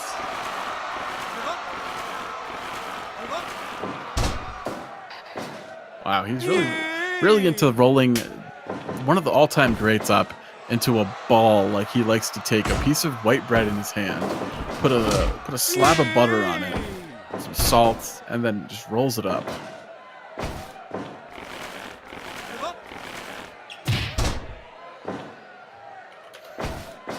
With nutrition. Keep in mind that Let Lou in that singlet there, that singlet used to be white. That used to, Yeah. but now with his bread balls, his popcorn, his Dorito dust, this man is He spilled a lot of ramen broth juice, on that as he calls singlet. it. Yeah. He says, "Mom, get me that ramen juice." See, that's the thing. Like, that's part of his powers, though. He's sodium loads. He really just he makes one ramen with 3 or 4 packets, and he's ready to go. Yeah. Yeah, you know, he does, you know, Let Lou makes a lot of very strange noises. That is just him exhaling, and he breathes very strangely. Let Lou is trying his hardest. Yeah. And this fight will... Let Lou once famously in kickboxing got terrible cramps and simply had to stand with his hands over his stomach as his opponent kicked him in the head like I think 10 to 15 times until he was knocked out, and all he They could were say all was axe kicks. "Cramps, too many noodles" as he went down. It was one of It was the a greatest tragic, moments. terrifying, sad experience. Personally, it's one of my favorite moments in history. I love. And yet somehow Let Lou has a win in kickboxing over Kelly Kelly, which says a lot about Kelly Kelly. Let Lou also has a win over the current SCFL Pro World Champion. Think about different that. sport, different situation. Absolutely, he'll never win here. But you know what? We're 10 minutes into these two complete goons fighting the two all-time best, and that is, I think, what I've been noticing is that there's not a lot of tags between Discussion and Philly, and there's not a lot of interactions. They might have been riding a tandem bike last week, according to Hero, but I don't see any sort of cohesiveness. Look at Discussion's look on his face. It's like they've been losing, and these guys are winners. They're the two most decorated individual champions ever, and all this losing is probably just killing him. Philly looks pissed. Look at him. He's willing to tear his tracksuit. Yeah, he's really going all at it. He knows. I mean, let's be real here. He knows that this tag team is ill-fated. Even Let Lou is trying to make saves here, and Discussion is just nowhere to be seen. Done amazingly well against single competitors, but it's amazing they've lasted this long against two top quality opponents. Yep. Yeah. I really, these two guys are just, they're losers. I mean, but let's be real here. You know, he's got Philly in this, he had Philly in that bow and arrow lock. Discussion, nowhere to be found. Your average tag team competitor, you know, they'd help each other out. And they're not helping at all. Philly is essentially fighting two men right now, even if they are only two men that together equal a full man. That is, you know, the it's chemistry from the 15 What was that, Justin? I'm saying the chemistry between fixers is unmatched. I mean, they're always hiding away in like crawl spaces, giggling and eating snacks and trying to avoid Bike giving them a new job. It's if you catch sight of them, it's kind of actually endearing at times. Oh yeah, Let Lou's absolutely endearing. Xylophone is just trying his best stuff. He's got nothing much to do. Discussion Dave is finally Oh god, takes the power bomb. Xylophone is one of the last Bianches with a mustache. And you have to keep in mind that he's part of a steel drum band. He's got a lot going on. Like, all Bianches are overworked. Yeah, these guys, they don't know how to say no. You know, somebody asks him to do something and they're just like, okay. They just want to be loved, and it really messes them. Wow, reverse. That's a reverse brainbuster. And then he takes a TDT from Philly. Wow, he's going for the tag. Philly finally tags in Discussion. That is, you know, I mean, maybe these guys are going to be a tag team. I mean, we have to note here, this is the 2 all-time greats against 2 of the worst people we have available. I mean, this is... Oh, he just kicks him in the back. Nothing nice about that. You know, Discussion is... I think he's starting to get angry. He's realizing the tag team is not working.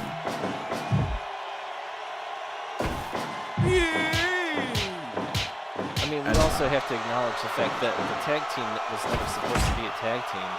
It was right. They were a cleric. Another Bike Bianche screw up is what it was. Right. Bike Bianche, owner of the league, overworked, underappreciated.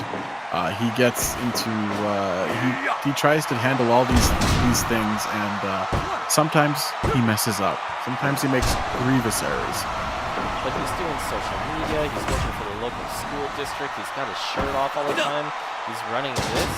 We don't know if he's part of another kick to the back. I mean, honestly, something he has to be frustrated. Xylophone is Bianche, the worst Bianche of them all, kicked out of his Champions Fall powerbomb. That has to be frustrating for him. He's not used to being challenged by people who are so beneath him. And, you know, I don't know. I'm starting to wonder if the pressure of trying to be a successful tag team, they move a lot of merchandise. We'll say that. These guys... People love Philly Davis. Murph people loves him. love Philly Davis, but Philly Supreme and Discussion Davis don't love each other, and that is a big problem.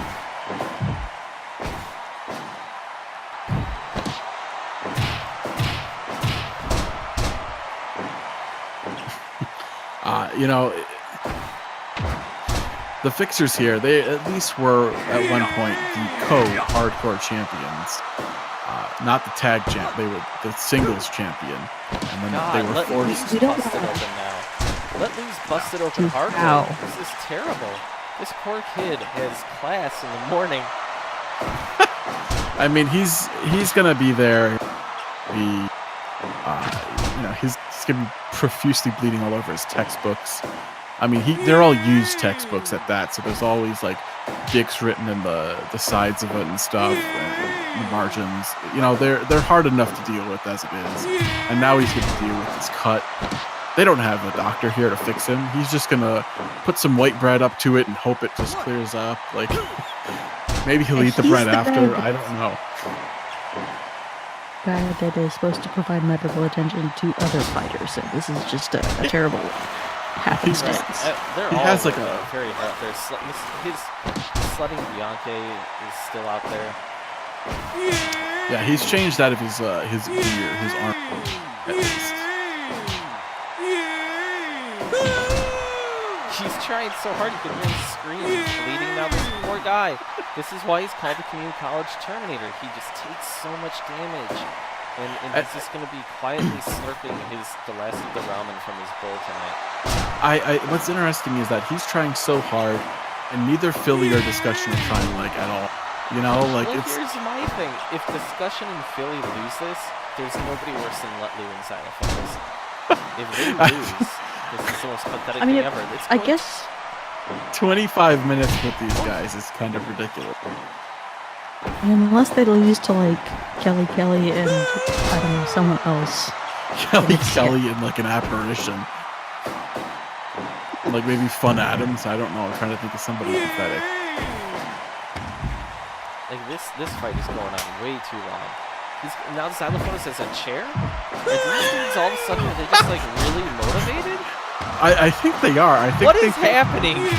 I think they believe that they can get like a tag team title shot or something off of this, but they're if we've learned anything from dealing with Mike Bianchi, good behavior and loyalty are not really rewarded all that much. You just kind of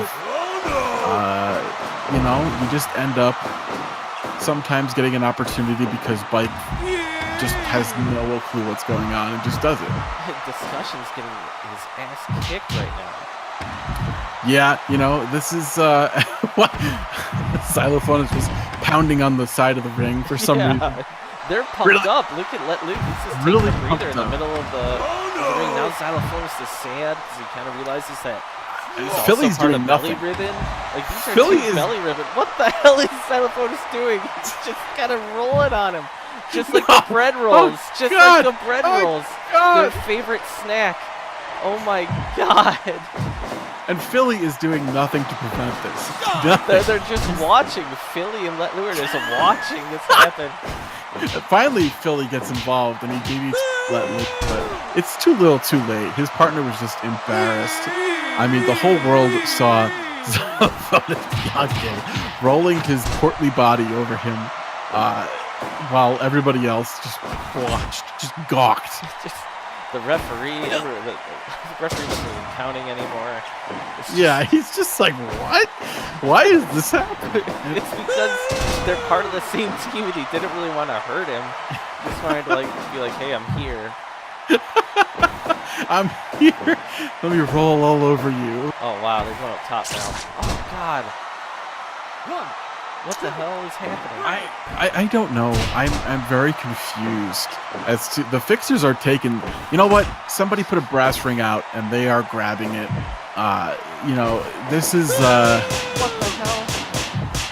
The Let Lee is doing this. He's digging down deep. Like, God.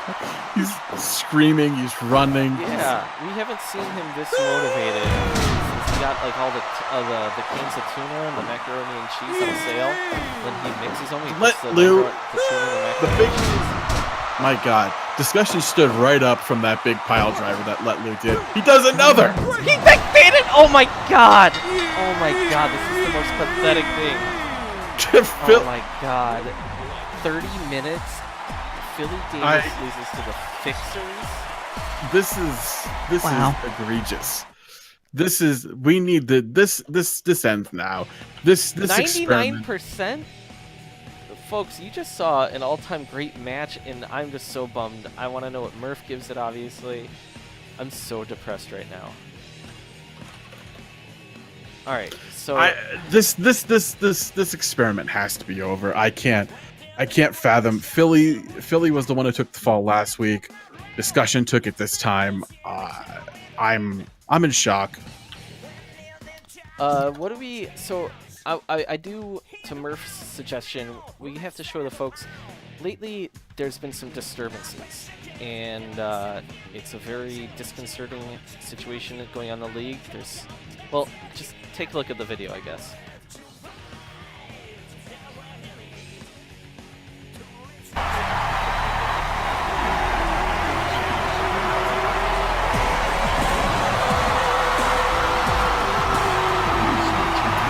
Johnson Woods is a ghost hunter.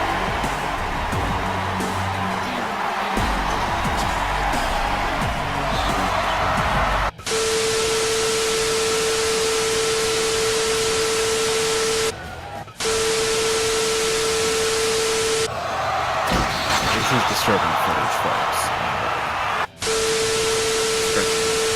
Haunting.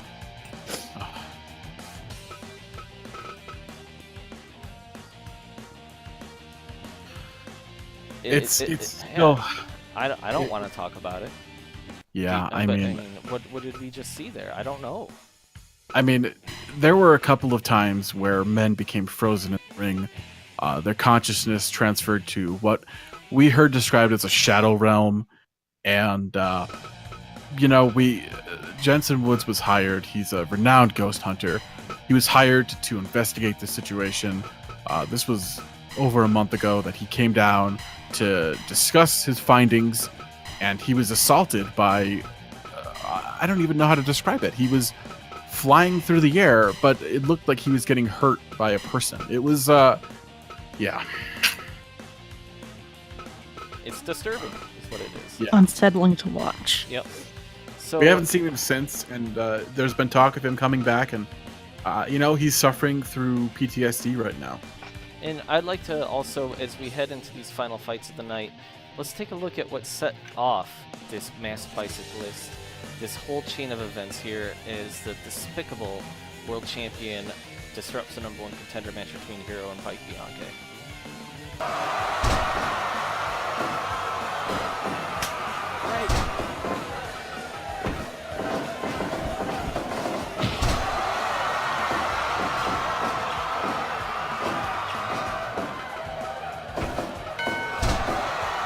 It's not very good with that.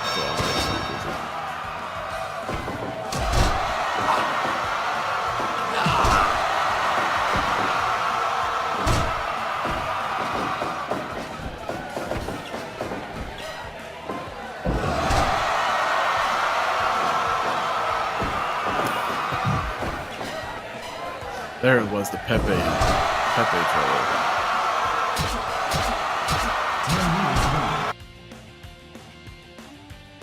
And folks, this is disturbing as well. Big Razor out there. He shaves off Bike Bianche's mustache. That is Bike Bianche's pride, his joy. He loves that mustache like none other. And Ichabod shaved it off. It's...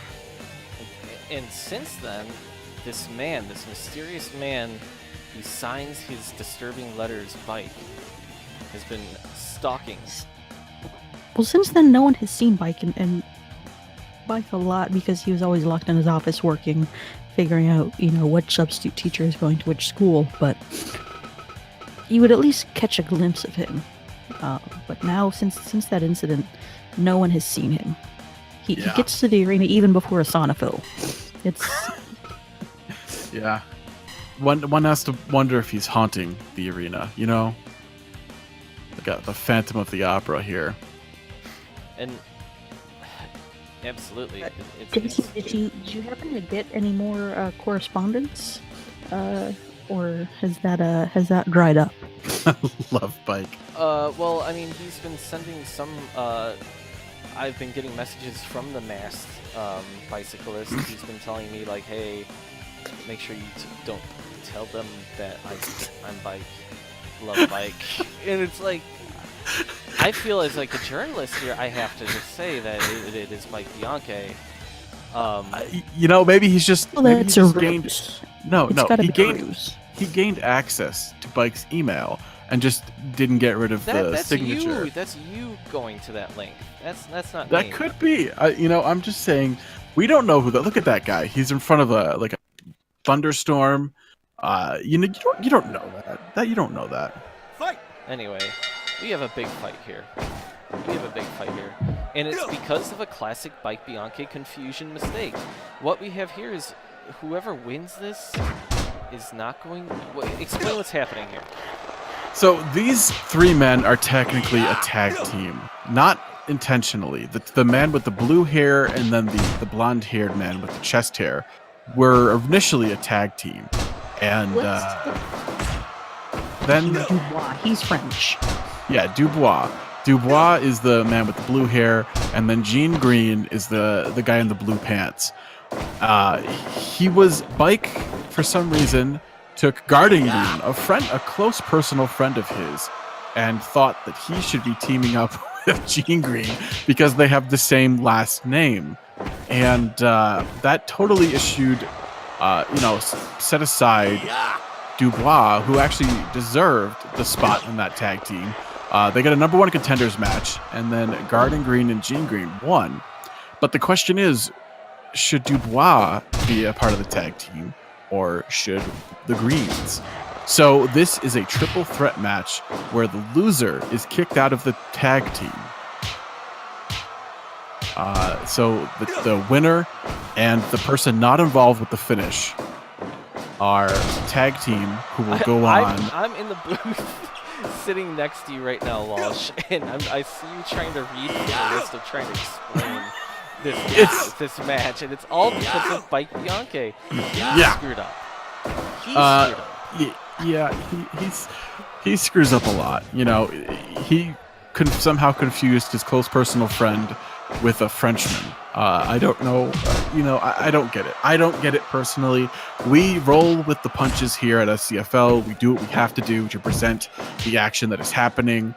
Honestly, I'm not sure why this match is happening, why these men couldn't just have a civil discussion, but yet here we are, and this is happening. So explain this to me again. If Garden Green, who's bending back Gene Green's leg, and keep in mind the only reason that they were made into a tag team, even though clearly Garden Green is a member of Belly Ribbon, is because Mike Bianchi thought that since they had the same last name, that they should be a tag team. That man is so unimaginative. Here's the kind of concerning thing is that Gene Green scored the pinfall in both of their matches, and he has a chance of not being involved in the title match. Right. If he eats the pinfall. Realistically, I don't understand why this match wasn't Garden Green against Dubois for a spot in that match. Right. But yet we have a triple threat match where all many are supposed to work together. We're forcing the dancing at each other and hurting each other. This is exactly the problem with the Bianchis as sledding counter. This is exactly the problem. Why are this team forced to make decisions to hurt each other? I don't know. And this is a problem with the league. Gene Green couldn't hurt anyone because of the steroids. The steroids and just his natural rage. His natural soccer dad rage. Yeah. Garden Green, who's a vegan, you'd think would be more pacifistic, but clearly he's interested in some gold. Right. These men are highly technicolor haircuts, which Gene Green does not approve of. Yeah. Gene Green wouldn't let his son have one. Absolutely not. Gene Green got into the fighting league after he knocked me unconscious at a children's soccer game. Like many people in this league, they're disgraced public school teachers, substitute teachers, whereas Garden Green just really wants to promote veganism in combat. He's 45 years old and he's doing well. Look at that man. That man He's cannot got be 45 years old. Yeah, he's in good shape. That's the power of vegetables and lentils. Are there vegan steroids that maybe Gene and Garden could share? That's the question. Yeah, you have to wonder the ideological split if these two end up being the permanent tag team. Would we have another Philly Davis on our hand? Of two men who just don't work well together. I mean, they've won once before, so I don't think so. I mean, Gene and Dubois actually defeated Philly Davis, so they're at least. Yeah, there's always that. Philly Davis is a failure on every. I mean, let's be as frank as we can here. Philly Davis were lost to two men that together can barely be counted as one.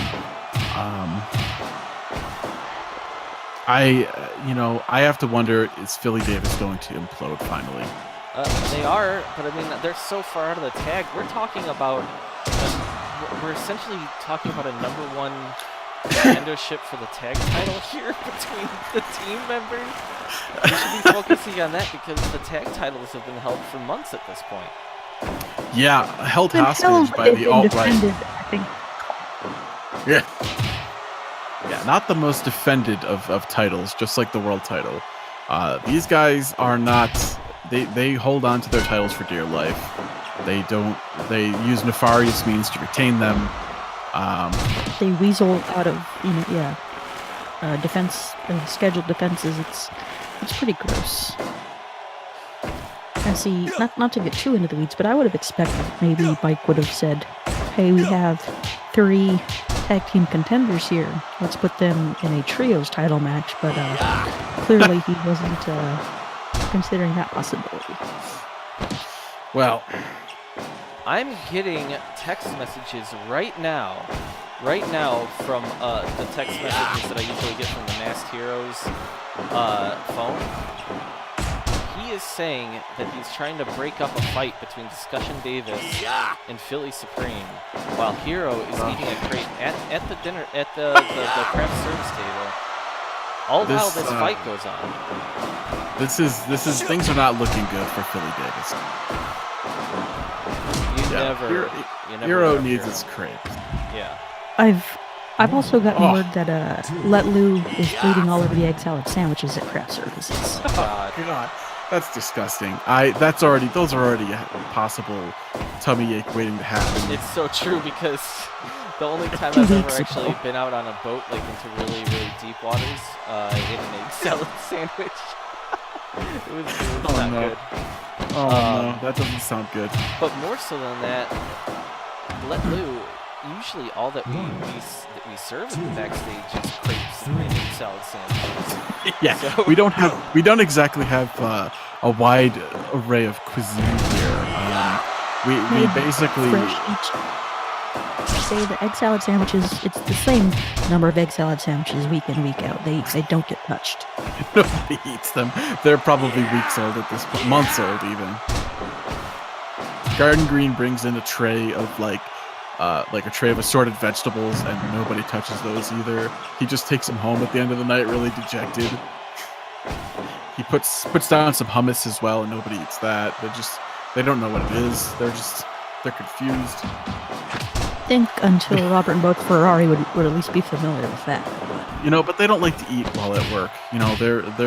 They're too busy talking about lost fanfic. Who's winning this fight? It's hard to tell in a triple threat. The triple threat is more about just one guy pulling off a win. Everybody's getting beaten Eagle up. shots to the back of the head. Interesting rules here. I mean, but like, my God, Garden Green, why are you pounding on the back of your potential partner's head? Like, this is all very confusing because they're really going at it. Yeah, these guys are not. I feel like Dubois and Garden Green should be the ones fighting here. Gene Green should be working with Dubois, his actual partner. But instead, I think he forged a little bit of at least as close of a bond as he has with Dubois, with Garden Green.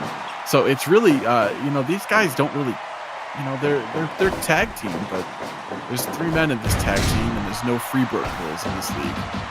Wow, look at this combination. These men are beating the hell out of each other, and they're supposed to be friends. And Gene Green is just dancing away until he takes a 1-2 to the nape of the neck. God. Yeah, that's sometimes these things happen. I wonder if anything will carry over. Oh, Garden Green takes a big shot. I wonder if any of this will carry over with any animosity. And they're going to have to challenge for Brass the tag titles. Oh my God! Is that Brass Knuckles? Why would you use brass knuckles on a tag team partner? That's terrible. This is ridiculous. What is wrong with Gene Green? He's an asshole. So many men in this league are. He really is an asshole. Like, I can't fathom being a partner with this man after he hits you with brass knuckles. You do that to your enemies, not to somebody that's supposed to be your friend. Whoa. Oh God, what is Garden Green doing? Oh my God! Oh. This is starting to get really vicious. Like, these men, in like a week or two's time, they're going to have to be fighting together against the toughest tag team that we have, the champions. And I guess in one aspect you could say that this shows that all 3 men are more than willing to do whatever it takes to win a match, and that's kind of what you want in a partner. You want someone that's gonna crawl through barbed wire on their belly to get the victory, to get the goal. But yeah, it's gonna be hard to know if the person has your back when they punch you in the jaw before an object. Yeah, Gene Green is an asshole. I think that's pretty much what we're gleaning from this. Garden Green hit that big shoebang, and it should have done the trick, but it's really hard to get a pinfall in one of these matches. These men are beat up. These men are very beat up. Yeah, I mean, this is this is a 23-minute match between here, and once again, the two people who don't lose this match have to be a tag team. Once again, that's the strangest stipulation you'll ever hear, but that is the stipulation that our fearless leader, Michael Bianchi, came up with. Sometimes these things happen. In Mike's world. It's kind of like Elmo's world, but not cute. Oh, combo.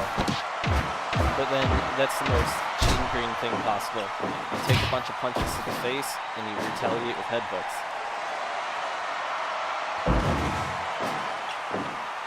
It looks like Dubois enjoyed that hanging suplex. It gave him some time to take a couple breaths.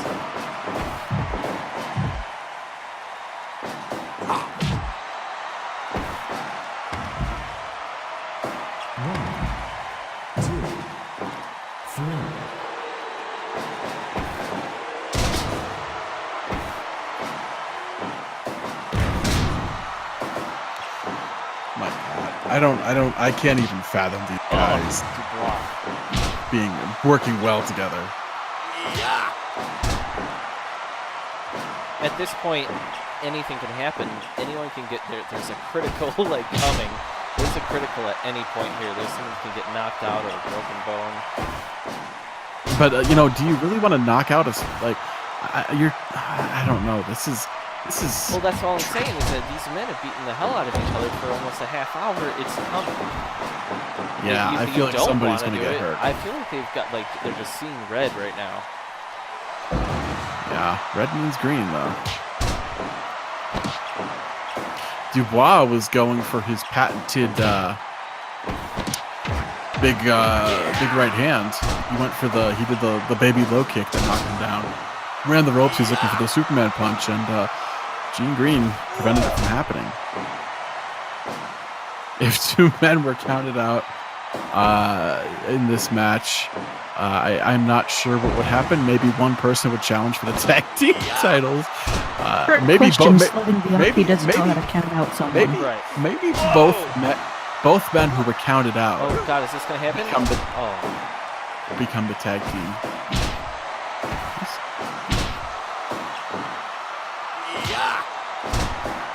Gene Green almost let that pin happen. I think he's kind of getting sick of this match, which is, there's a lot on the line. Yeah. I think he's just, a rolling, or I don't even know, literally rolling suplex. Kick him! Kick him! Why did it happen? Gene Green let it happen. Wow. Garden Green is eliminated. That and Gene Green immediately takes advantage. I mean, this was supposed to be elimination. I don't know why he's attacking his tag partner. Oh God! This is his tag partner. This is his tag partner. They're pissed off at each other. I don't think this is not going to be for #1 contendership anymore. This team is broken up, people. What is going on?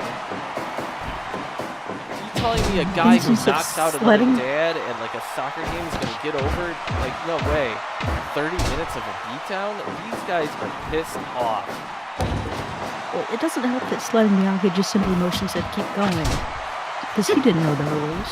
Sledding has no idea what's going on. He wants to count 3 and make rope breaks. This is incredible. This is terrible. These men used to be friends. We're seeing the arc of an entire story here in a half hour. This is depressing. Gene Green is just an asshole. I think that's the long short of it. Gene Green. What does this man win at this point? They're just okay, now I'm gonna pin you. I don't think he's getting. I think this man is an asshole, and he never wanted to be in the tag team in the first place. This is the fact that Sledding Bianchi is letting this match continue. It's almost. Oh God! Sledding Bianchi is hurt. He walked right into Dubois. Sledding Bianchi is busted open. He's bleeding. This is a shit show. This is the most. I'm embarrassed. We have these viewers. Thank you so much for watching, but I'm embarrassed. I'm sorry that you have to see this right now. Sledding took his armor off one match too soon. Oh my god. Wow. Yeah, he probably should have been armored up here. But it Oh wasn't my the death God. match that got him. It was the regular old triple threat. Sledding Uh-oh. is bleeding. Oh my god. Ref bump and blood. This is terrible. Jesus. And they just collide like idiots. I mean, these men, Gene Green, these guys can't be a cohesive team anymore. I personally, What the hell? Gene Green couldn't even make it. He stopped running halfway through. This is the most pathetic thing. he is so gassed. My god, he couldn't even hit his big Hogan leg drop. 7, He just stopped running. Honestly, at this point, I feel like These men want to kill each other. Why is this happening? What is Guarding Green thinking right now? 16, honestly, Oh my God. we cannot, on good conscience, Bike. Please listen to reason here. These two men cannot be a tag team. These two men cannot challenge for the tag titles. Honestly, you take the two teams that won tonight, Justice Turner, Blowhole Bernard, the Fixers, you let them duke it out. Winner take all, winner challenges the alt-right, because these guys are never going to be able to function together. This is ridiculous. I am embarrassed by what Gene Green is doing here. He was the one that started this after the match was over. And of course, letting Bianca, just letting it happen. He doesn't know how to stop anything. He's the least effective Oh ref God! I've ever seen. He dropped a knee on Gene's face and busted him open. This has been brutal tonight. He's busted open the hard way. Oh my God. What the hell? Hey, he's upset. Gene Green attacked him. This is supposed to be his tag team partner. Of course, This then is Gene supposed to be. rubs his plasma all over his face. Oh, that's disgusting. That is disgusting. They should go against Philly Davis. Although they already have. Oh God! Sledding is hurt again. What is happening? This is just terrible. Gene Green, I think Gene Green intentionally did that. I think he saw Sledding in position and said, I'm going to throw this guy into that shitty ref. This man, I feel like he's, I don't want to be presumptuous here, but I feel like this guy is demonstrating a lot of the things that we see from the alt-right. Wow. Belly to back, belly to belly. We're pushing on 40 minutes that these men have been fighting. I can't even. Guarding Green was out over 20 minutes ago, I think. 10. He was out at 29 Oh, minutes. okay. Oh God, there it is. Dubois already won with this. 1, 2, 3. He's got God, it. that Dubois bone. is the winner. But at what cost? He doesn't I don't even know he doesn't have- at what gain. I don't know. Like, He doesn't have a tag team partner. so now he's just the solo guy? He has one solo win. 100%. Well, people love that. That People was love weird. strife, you know. I don't know what to say. I don't know what you do with these idiots after that. I mean, that's oh boy. All right, so what do we? I think that the next match needs to just be for the #1 contendership now. You know, I wouldn't be opposed to that either. I think that makes sense. I think we got to do it. Talk us through it. What are we about to see here? You know, we're about to see Rat Middle and Gorvis Rogers, two of the pillars of the Sons of Anger, against 2/3 of the Trios champions, Jesus Supreme and Sanders Suzuki. And now keep in mind that since you mentioned the Supreme, we are legally contracted to have to bring up this Philly Buick commercial. So, Yes. sorry. I'm kind of blown away. I don't know what got into Gene Green. The man could have gotten a title shot. The man had a tag title shot. Now what? You know, this is. I mean, Dubois beat him. Dubois beat him clean in the middle of the ring, but wow. Jessica, I mean, with that said, let's they're no longer the number one contenders. This fight, what we're about to see, is for the number one contendership. So, I mean, You got to do that on the fly booking. Once again, the Mike Bianchi just throwing a curveball, making this a number one contendership match out of the blue. Rat didn't have time to prepare for that kind of pressure, so it's gonna be interesting to see if they can handle it. Yeah. but Rat and Gorvis have long been some of the best in the entire league. They're extremely dangerous. They're always Done knocking well on in that door. solo matches, but you know, we've seen that solo success does not mean tag success. And here's the thing: Yeah. after what we saw last week, what's going to happen if Rastaban Baptiste makes his way out with them? That guy has been involved with some shit. Yeah, Rastaban Baptiste, the spiritual advisor to the Sons of Anger group as a whole, the collective, I guess you could say. You know, he has been involved of late. His presence has been felt, and you know, his presence isn't just banging out some 311 for the kids. It's you know, it's been a little bit more hands-on, I guess you could say. And these guys don't need help.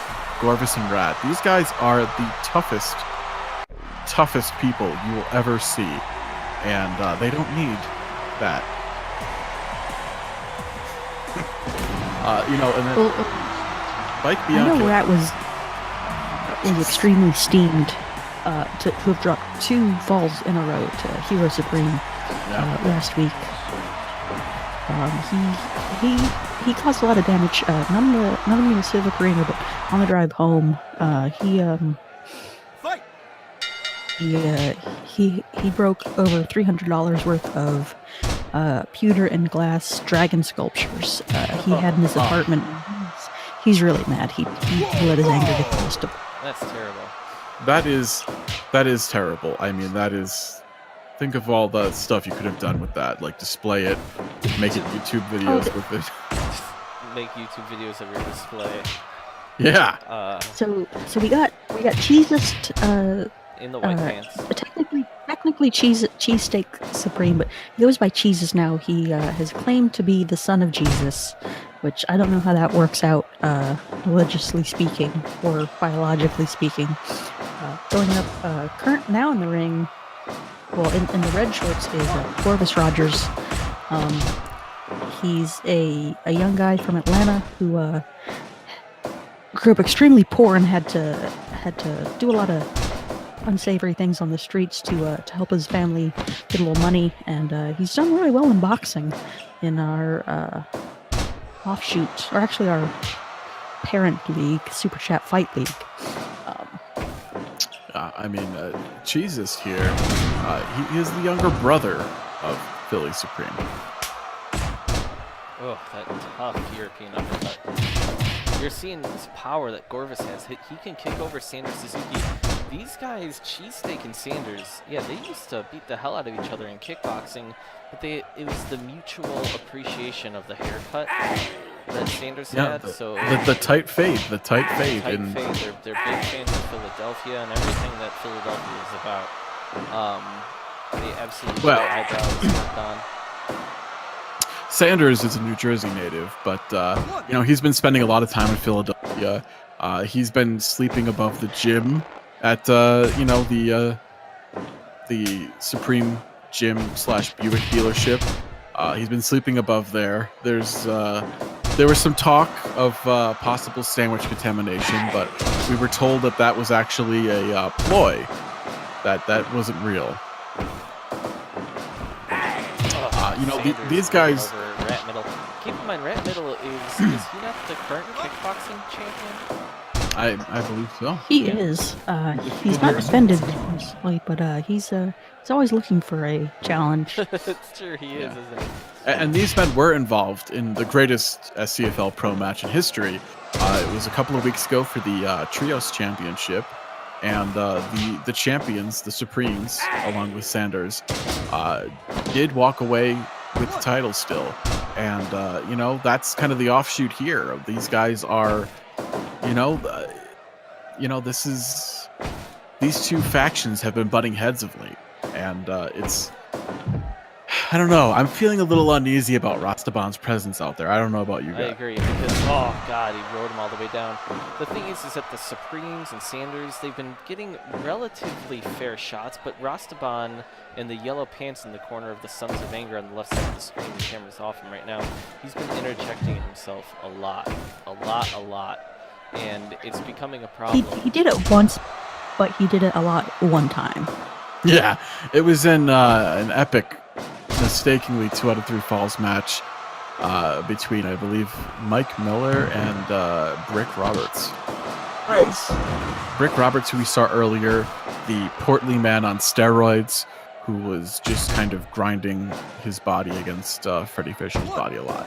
Wow, that was the worst mistake I've ever seen somebody make. Where Sander Suzuki missed a splash, Rat Middle caught him, and did that big side suplex on him. That was...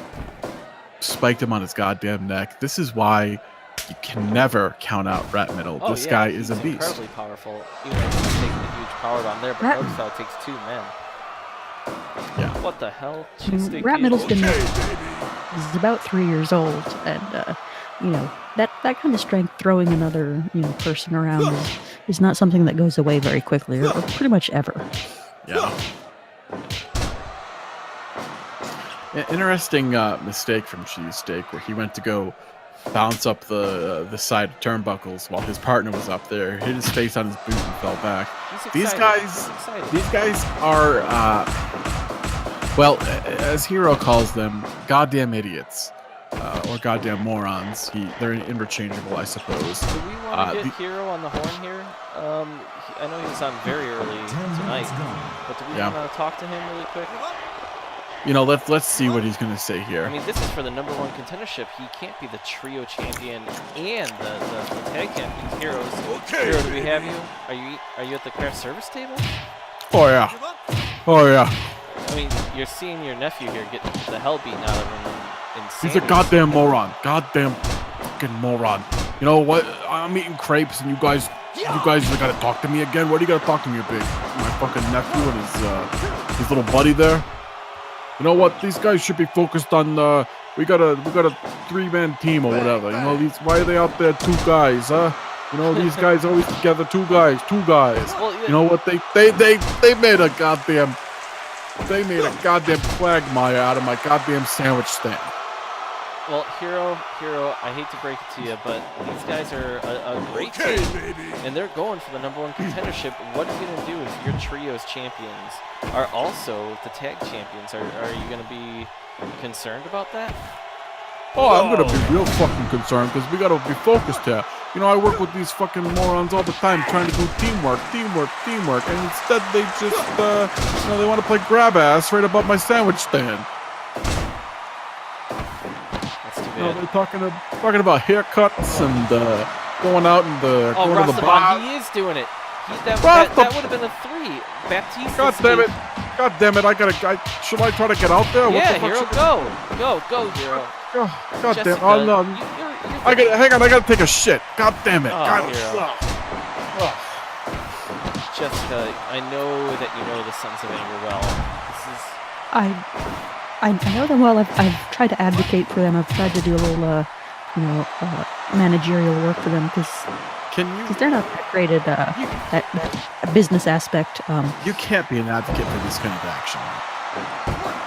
You know what, Walsh? He's I hiding. feel that He's hiding. I feel the Sons of Anger.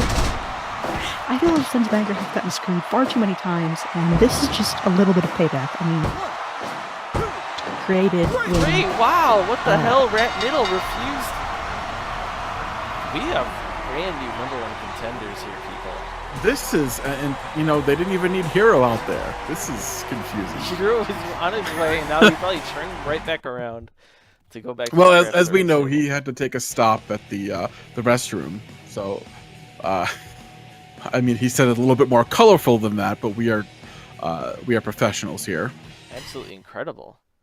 So here we are. This is a bit of a big deal here, is it not? With the jack-off suplex. The jack off suplex. I mean, especially after what they were talking about, well, what Hero was talking about with the sandwich shop. I don't know how I feel about that. I mean, the hand placement was a little interesting. Even get my full train of thought out before that match ended. Yeah. Now talk us through this Roughly. main event here. I mean, these people are terrible. Yeah, I mean, Pyotr Petrov, one half of the tag team champions, will be fighting the Masked Cyclist. And last week we saw the Masked Cyclist fight his tag team partner, Federal Bell, and Federal Bell won that match. You know, you have to wonder. I mean, I have to believe that the alt-right are going to be in his corner. I wonder who's going to be in Bike's corner. I mean, excuse me, the Masked Cyclist corner. Oh God, it is. Well, you know, will the team belly ribbon be there? I mean, he's got a belly ribbon on his bicycle shirt there. I mean, you got to believe maybe this is just, I don't know. The Masked Cyclist is supposed to strike back, but I'm not sure what he's even capable of at this point. I don't know. This is concerning. now we do know that Pyotr Petrov has a very colorful story. All of these men do. Can you tell us a little bit about Pyotr Petrov? I know that we have some audio that we could run up an interview with him. Yeah, let's cut to that now. Pyotr Petrov. You know, I come from Mother Russia. You know, we drink vodka, we party a little bit. We don't have any homosexuals here at all. You know, my sister, I was there. I saw American President Donald Trump in Petrov bed. There was lots of pee, lots of urine. You know, Vladimir Putin had me film it, and you know, I tried to get it out. I tried to. So why are you here? Go to the Gawker. Why are you here, Pyotr? Asking Why why. are you fighting? Yeah, you were asking a tape. Oh God, I'm so sorry. Shut That it was- down. It's late, Jason. Shut it Yeah. down. Yeah. Wow.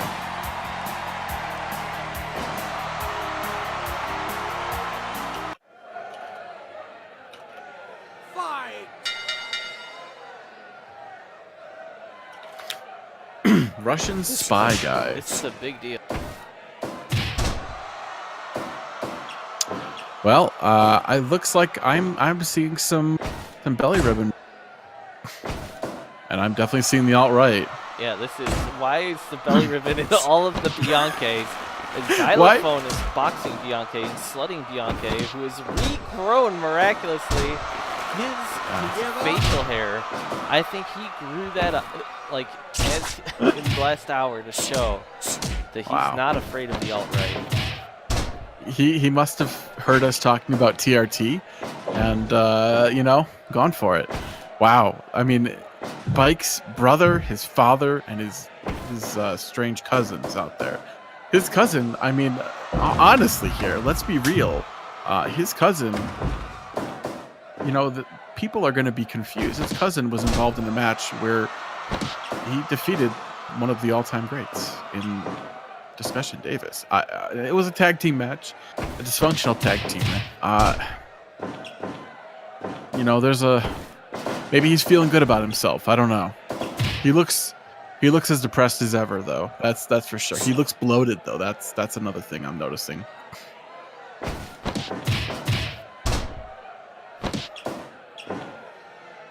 Uh-oh. I don't know if you guys saw that, but there is a barbed wire baseball bat in the alt-right's corner. I can't see who threw that in the ring. Oh man, somebody slipped that in there. It was probably Ichabod. These guys are not good people. These guys are out here to ensure their victory at any cost. And this is, I don't even think Petrov has seen the bat yet. I think the Masked Cyclist has done a great job of distracting, of keeping away from that bat, but keep in mind this has all just been a weird roundabout thing. Bike should be the #1 contender, right? But we haven't seen Bike in weeks, not since he had his mustache. So now he's just delaying his world title shot by like doing this whole weird tour, and he lost last week. This is Sting versus the NWO, where he just appeared in the rafters, but it's more nonsensical because there's absolutely no reason for this to be happening. This is just he's upset. His pride is injured, and he's out there. He's got a custom-made mask that honestly it had to cost him some money. Like I don't know why. Bike has a lot of self-confidence. Remember when he grew that beard out and it got him the confidence to become a hand model? It had nothing to do. He was a hand model, but he said it was because he had a luscious, thick beard. Yeah. He lost his mustache, so he definitely is on rocky ground here. Yeah, absolutely right. He's yelling at people to have ridiculous matches that don't make any sense. I mean, he's losing his grip on reality without that mustache. I mean, we could have had.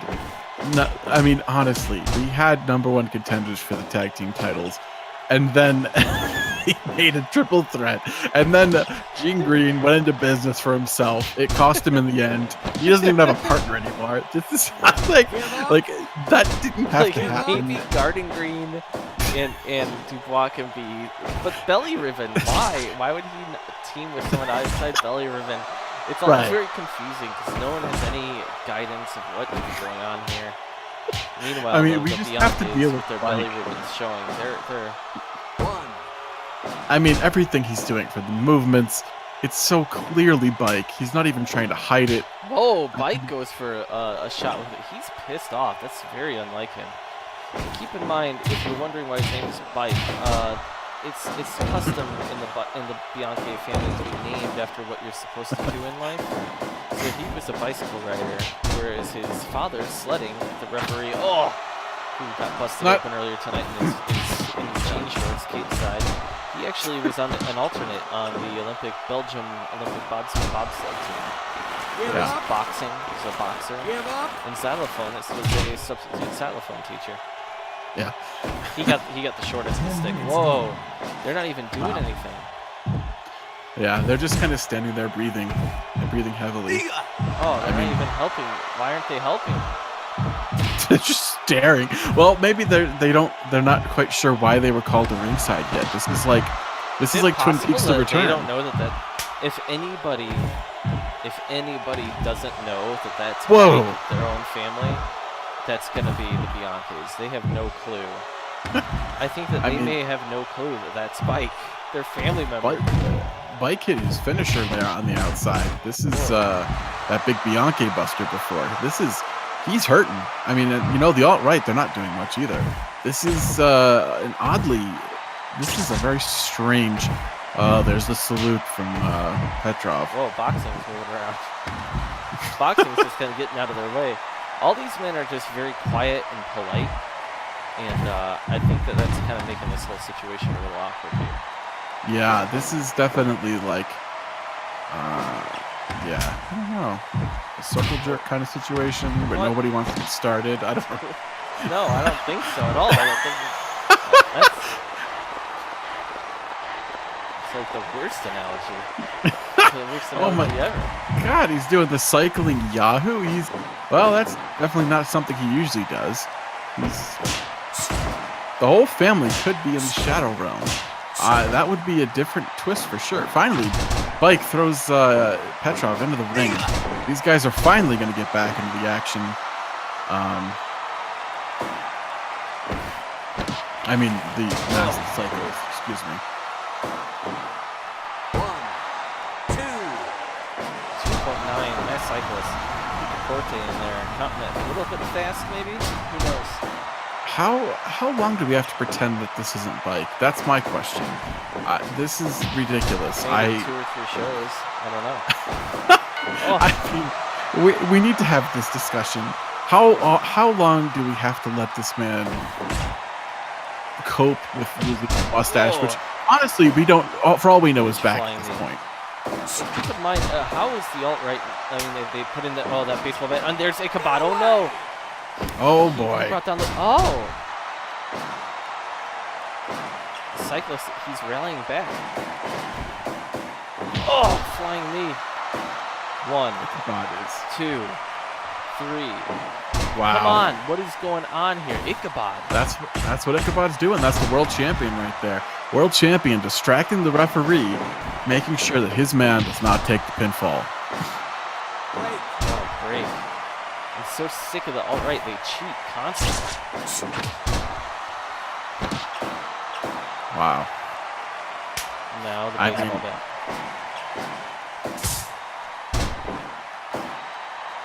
This is. Oh, When is Bike going to come back to reality? This is. Not everybody gets to be a masked Flying superhero. my God, no, Bike is right. His leg is on the road. Come on. Wow. I think Bike's winning this.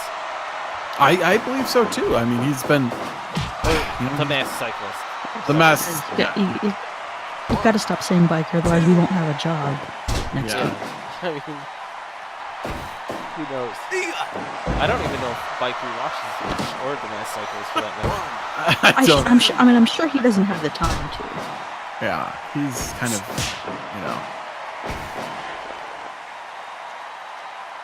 it's pretty. We've got confirmation that Bike does indeed watch these. I'm not sure how he's communicating to us. Maybe. Wow. It's No. clearly not bike in the ring. No. Oh. But Lou has confirmed that Bike watches these events. Let Lou get off the goddamn machine. Just because you pinned Discussion Davis doesn't mean that you're special. And here we are. Oh, another knee. My God. Let Lou.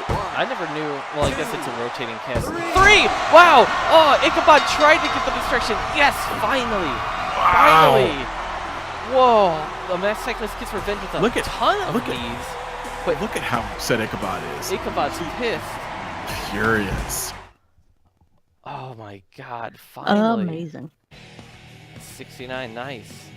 Wow, Sledding finally gets revenge. Unbelievable. Wow. I mean, that was pretty incredible. Yeah. Good stuff. Yeah, Good old cycling wizard for the win there. That was pretty incredible. it was. I don't know where we go from there. I mean, because Bike has to own up to this. He has to. I mean, he finally got a win under his mask. I mean, the only person next is Ichabod, right? Yeah. For the world champion. So what if the Masked Cyclist instead gets a world title shot? Is Bike then stuck in an alter ego? That would be inconvenient. Yeah. I mean, that could very well happen. He's put himself in a very dumb predicament. He didn't need to be like this. All right, let's go back over it. Earlier tonight, crowned a new Scramble champion, Time. Yeah. Isanafil, 3-time champion. He gets his skillet back. He's really happy. He's making history. Yeah. Meanwhile, We have the hardcore champions retaining. Did they not? Yeah. Draw because of everyone was They dead. will, Quadruple knockout. They retained. Those gentlemen retained in the best way possible. Yeah, and Knight's Bane Cult retained against Little Jonesy. Yep, Knight's Bane Cult had a great night. We have a new champion. Right. Wait, what was that? We do have a new MMA champion. Yeah, Wigwam. Yep. Low blow. He kicked Magomed in the balls so hard that he threw up. Yeah, generic. And, they're not and the that fight great. was stopped.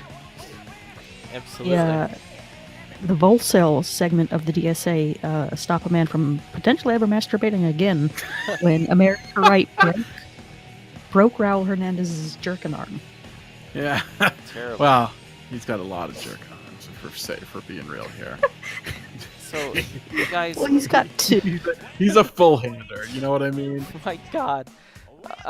Speaking of which, Kaizen is coming. Yeah, he is. Allegedly. At some point, Kaizen Ishikawa will make his debut, and at this point, I'm wondering if he can live up to the hype of every week us seeing the same graphic telling us that he's coming. I mean, we know that Raul Hernandez won't be coming tonight, but It's true. Poor Raul. none of these men are sexual beings, so No. it doesn't matter. Except for sledding twice. Sledding twice. Had a sex. He made his two boys. Yeah, Guys, now and keep there's in mind Mike that Dad. with the wonderful viewers here, I'm more than happy to go on because underneath the ring, like we saw last week, there's still sledding Bianchi's chain link fence. There's stuff that we can do. And I think you would Know be wise. someone on work release who could show up. Oh my God. All right, Folks. we're going to a quick video. One of the most scary people in the league, because the viewers are here. Alex Thompson is being driven to the arena right now. Jessica, give us a talk. In a prison. So, I believe in our first show ever, Mike Bianchi pulled someone out of the crowd to engage in a match, and this man, Alex Thompson, was all too thrilled to do that because he thought he was never going to have any kind of freedom again. He had killed his wife and young daughter, and they were in the back of his truck while he was at the arena, and Mike finagled some kind of prison work release program for this monster to continue to have a contract. The path of destruction and devastation is like, he's the reason we had the Fixers. He won a number one contendership match, and Mike knew he couldn't allow that man to fight for a title, so he forced him to put it on the line against two men. Born out, actually. Yeah. They needed somebody to go out there and rectify this terrible situation. So Mike sent out the two people that were in, eyesight of him, and it was two pretty pathetic people. Even how pathetic they are, two people are better than one. I suppose so. Now we have an impromptu cage deathmatch. Sledding Bianchi's house is getting remade. They took the chain link fence out of his house and they wrapped it around the cage. They took some of the stuff that was around his house. And then we have the wall, Alex Thompson in that white shirt. He's on work release from prison. He's fighting the hardcore champion? Wow. But this is not for the hardcore belt. What is happening here? We all have a lot of questions. We all have a lot of questions. And Not a lot of answers. No. This is fascinating. Is this for the hardcore This belt? happens when Mike gets too excited. He just lets the show keep running. I don't think he was even put down a deposit for the arena for this long. But he's gonna keep going until they kick him out. We're definitely just got a picture of Johnny Depp sashaying. So who Oh, knows God. what's going on? I say it's for the title too. Wow. An impromptu hardcore championship match in a cage. Look at all those weapons.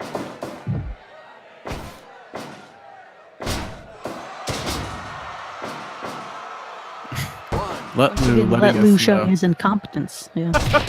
Yeah, let Lou working the board tonight. He doesn't even have an associate's degree.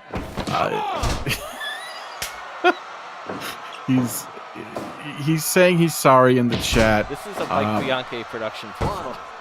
Yeah, a Mike Bianchi production, which means anything can happen. And anything usually will. It's impossible to. Oh, God. Come on! So here we are. I mean, Technology Cooper's he was a soccer hooligan, Walsh. This has got to be one of the hardest fights he's ever had.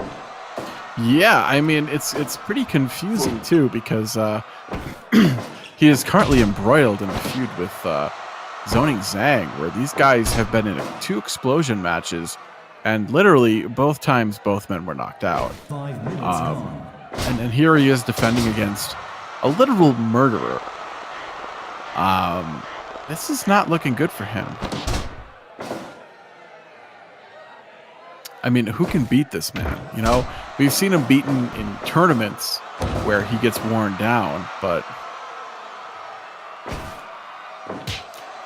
we have Let Lou chatting with everybody. He's really excited because we get to reveal.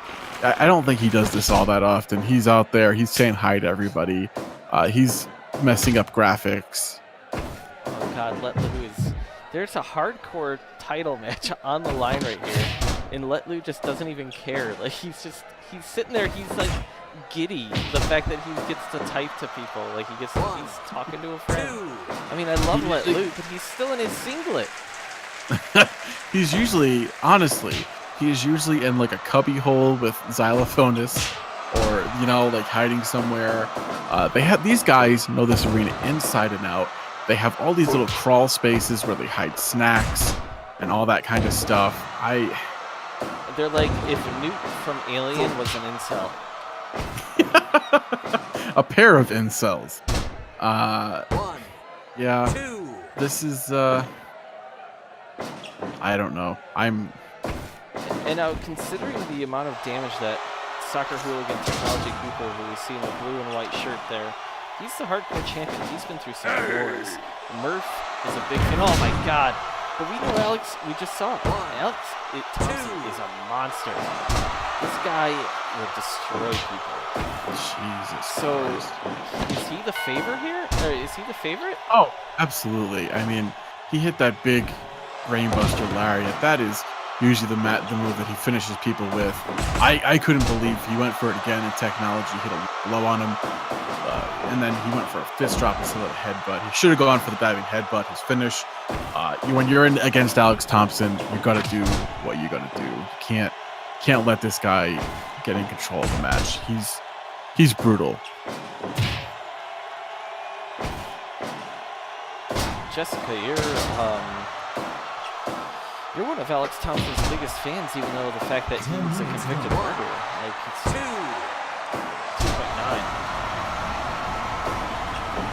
I unfortunately didn't catch any of that, Jason. I'm sorry. Oh, you're a big fan of Alex Thompson, even though he's a convicted murderer.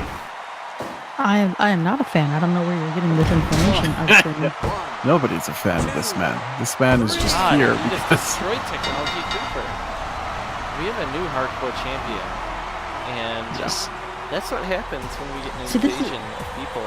Like, lines are crossed, and now we have a convicted murderer as a champion. Spike, he did a bad thing, and now we have a horrible, horrible man as a champion. wow. Well, I'll throw it to the chat room. What do you guys want to see next? Some MMA fights, or Jessica or Walsh? What are you guys interested in? Like, what kind of stuff should we do next? It's not butt stuff. We'll do some... Should we do a What tournament? about a WA match? I think those are interesting sometimes. Alright. But that's just one person's opinion. Well, we kind of eliminated that category. Because I think it's a lot better than S1. There's less hugs. Okay. We'll do an SWA. We'll do an SWA tournament. How about? Jessica, can you talk us through the SWA rules? SWA is it's kind of like early shoot wrestling. There's pinfall submissions, knockouts, or maybe knockdowns. I'm a little hazy at times considering you've got so many fighting styles and match types in these events.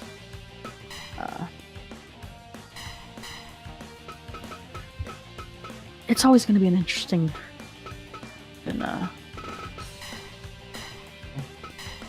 elbow other people in the back of the neck.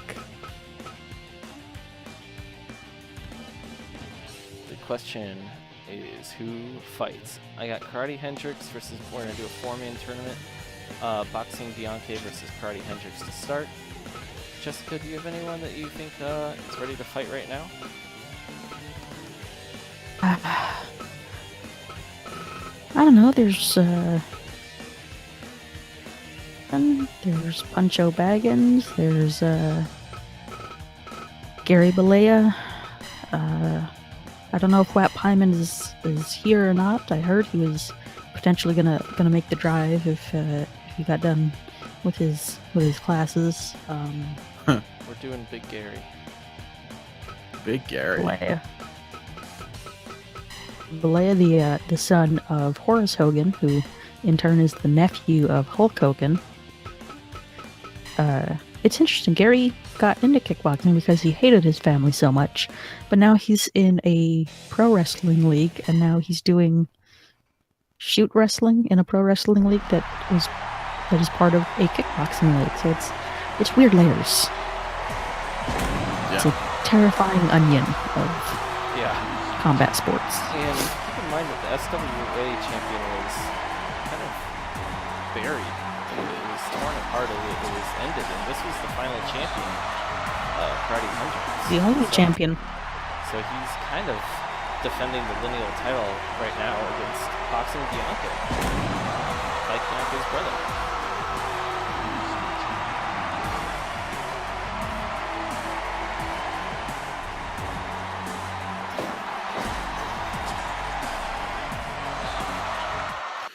Oh, boxing. He's had a tough run of things. He got a world title shot against Ichabod back at Christmas time.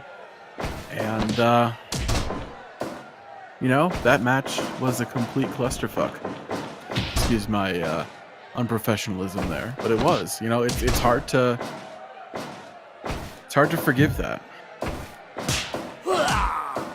I'm still confused. So we have rounds, but it can be won by pinfall. It can be won by TKO. Can it be won by submission? Yeah. And then also, keep in mind here that Sledding Bianca, Boxing's father, is the referee in this. Anything can happen. Yeah, it's really, there's a lot of weird stuff that goes on with these guys.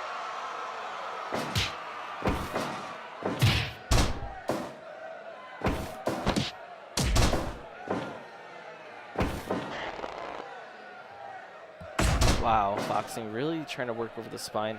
The thing about these people in these shoot fights, they know that it all begins and ends with the spine. You hurt the man's spine, you might win the fight. Yeah. And there's the reason that the quote-unquote unified rules of MMA don't allow you to strike an opponent in the spine. That's because it's a quick way to end a fight. So these matches which have a less firm grasp on rules or safety, the spine's the best way to go. Round one in the No knockdowns yet. Yeah, I don't know how this is gonna go. Usually the rounds it's flipped it, but I think the question is, do we get rid of the S1 championship and talk to the Mass Cyclist and ask if we get rid of the S1 kickboxing championship because it's redundant, and then have an SWA championship instead? well, you know, Karate Hendrix technically, you know, is the SWA champion. It just the title stopped being recognized for some reason. My personal opinion is whoever wins this tournament, well, karate, of course, has this, it should technically have the SWA title on the line right now, but whoever wins the tournament should then face Chuchai, our S1 champion, to merge the belts, and they can be defended under either rule set. And they That's also my have to personal become opinion. a tag team. Oh I think that Mass Cyclist really wants that to happen. no. You know, he's a guy that likes to put people together, making tag teams.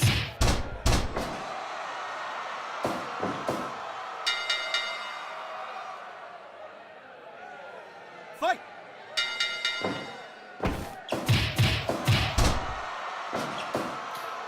My God.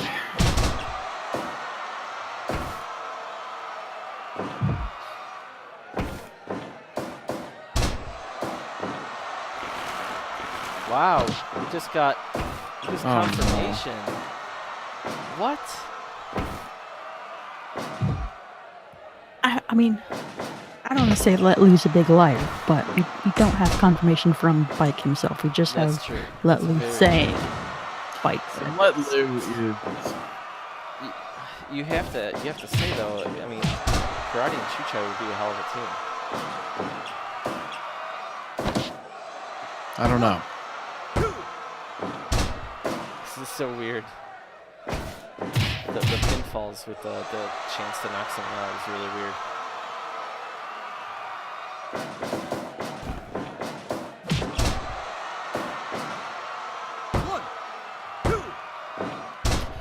These guys, I don't know. I don't know what. Chuchai and Karate as a tag team. Just because Bike has these whims, maybe he's having visions. I don't know. Maybe Mask There's has some different odor. realms going on. You know, there's a lot going on that we don't know about. And I'm starting to think that the reports of the gym that he constructed, the Belly Ribbon Civic Arena, is possibly built on, you know, an old Indian burial ground. That's You never know. hypothesis. You know, lots of weird shit happens in Iowa in those cornfields. 1, 2, How many rounds is this going to be? 15. 4. Oh boy, Well, this is that way it'll end at least. yeah. You know, the old UWF matches were just they weren't rounds. We're just going for broke here. We are. No one really knows what's happening. This is what Bike the game is wanted. drunk. Well, I don't even Drunk. know who's in control right now. Is Let Lou booking this? Let Lou might be just doing stuff right now. Like, Did he just create a tag team? Like, is he like what? Who gave him the authority to do this? Nobody did, and he's doing it.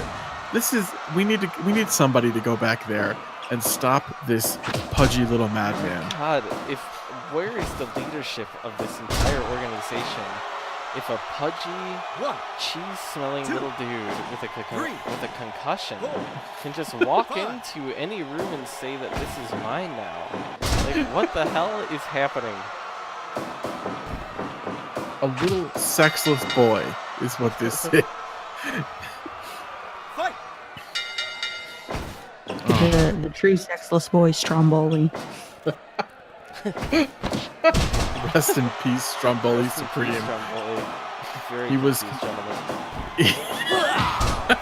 He was really confused about sex, not about the act. Just the genders and all, like basically everything. 7. Is Karate Hendricks is showing like he's champs. I don't think boxing is doing too well here. No, he's not used to this rule set. I love how it's like kickboxing, but I can go to the top rope for the count. That's the best thing ever. 3, Yeah. 4.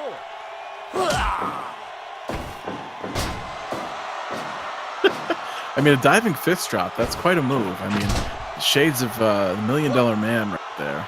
Or even Jerry Lawler. 4, 5, 6. Oh, is boxing going to be able to answer this? I I don't know. It's over. Karate Hendricks wins 5th round knockout TKO. Boxing, I mean, it's just him having to come, back and forth all night, up and down the ramp. He didn't know he was going to fight. He's got adrenaline dumps all night.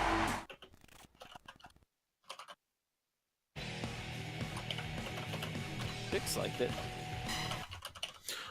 Bix is a big fan of this stuff. Big fan. I wonder how Murph feels. Big fan, right? Big fan. I'm gonna go Wim Nyman and Gary Bollea.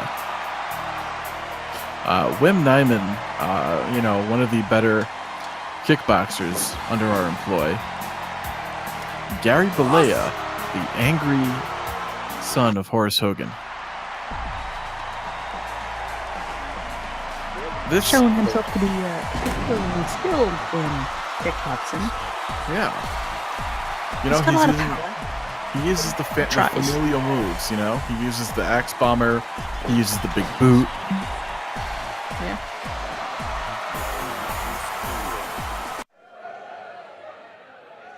Fight. Just want to point out that right now we have roughly 60 fewer viewers in the Impact Wrestling stream on Twitch. I was looking at that. I have that followed as well. It's you're doing something right when you're almost as popular as TNA. I don't know. Maybe that's a reason to pack it up and call it quits forever. I don't know.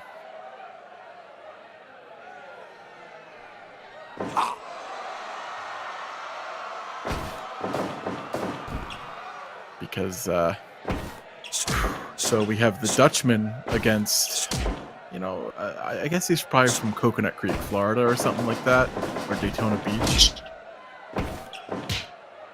I don't know where Gary Bollea hails from. He's from Venice. Okay.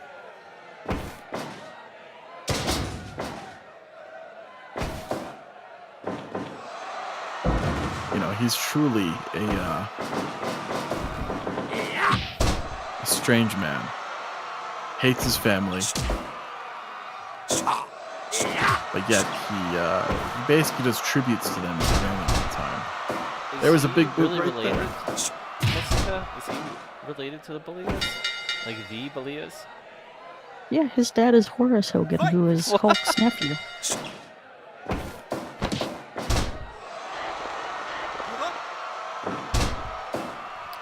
I don't even know what Impact is. It's a D-League. Impact is TNA from. It's still running. Billy Corgan? No, well, Billy Corgan was involved, and now Billy Corgan owns the NWA. Oh, weird. And he employs 3 wrestlers and he doesn't promote shows. He just puts his guys on other people's shows. It's really weird. But Impact is TNA, and they have a Twitch stream now. Oh. And it has 191 viewers. For a while, we were lapping them. I think that, you know what? I don't have much to do with booking. I'm just a lonely guy here. We would have ended a few fights ago. Normally, we would pick where the cage match was. Our Saturday night shows are 2.5, 3 hours usually. And then we either do kickboxing matches during the week or another one of these shows. But I would put our regular scheduled program up with any other type of combat sports event, for sure. Absolutely. It's entertaining, and it's... The UFC would be a million times better if 8 matches in there was a hardcore exploding hardwire match. it would also be better if those guys had any personality or backstory, any of that stuff. Fight! So Tim yeah, Strong. generic Tom tag, I Strong. really appreciate that. The Saturday night skirmishes, we're going out for them. I'll tell you that much. We'll try and spoil some of their stuff live on the air, like Schiavone when he said fully open asses in seats. I want to be the Tony Schiavone of SCFL. Wow. I don't know. Is that not good? I don't know. It's something. I don't know what it I is. haven't watched it. I do like the slight Italian flair you're putting on his name. Yeah, you're really making it work. Well, I want to talk Giovanni. about Giovanni. Hey, Giovanni, yeah. I just love how Balia's in this SWA match, and he's doing a press in the middle of round 3, like hoping to knock out a man by throwing him. While Wim, he's a martial artist, like he could fight, and he's going for submissions. While Balia is just hoping that he knocks out this man with some big slams. He's trying to hulk up here, basically. And, like that. He's not trying to hulk up. He's trying to hold himself. Like that. Yeah. He's hoping to just do that. The leg drop almost got the win there. 3, 4. Don West. Yeah, Fight! Who is Don West? Don West was He's the Beatles man. early TNA announcer, the color guy, and he was from QVC. He was the knife selling guy. He was the guy that would just be like on the Home Shopping Network. I can't remember if it was QVC, just shouting about how sharp knives were and stuff. My opinion. Whatever Murph wants, Murph gets. Big boot knocks him down. The Frank Trigg of Super Chat. Whoa. Special guest referee, Frank Trigg. I would argue that Don West is a better deals guy than the President of the United States is. Wow. Don West knows how to get you to buy Ginsu knives. You know what I mean? He knows how to get you to buy, Gem Mint 10 rookie cards. He's that guy.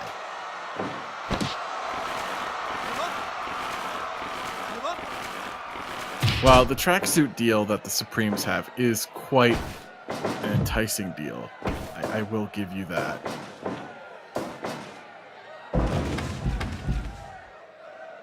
But, there is a darker side to the Supremes. There was a fatality in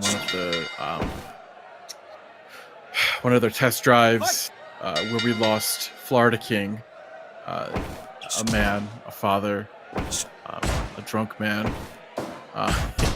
He hit a brick wall, and they painted a mural of him, at least. I just had a terrible idea because I'm a bad person.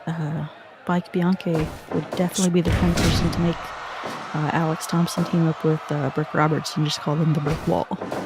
Wow. That's awesome. No. Those guys would be scary.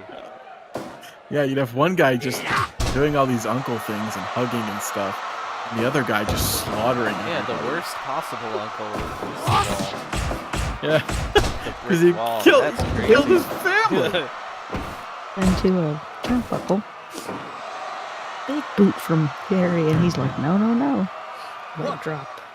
2, 3, 4, 5. Wow, is Wim done? 6. I don't know if he's going to answer this. It's going to be another round 5? 9. Round 5 seems to be round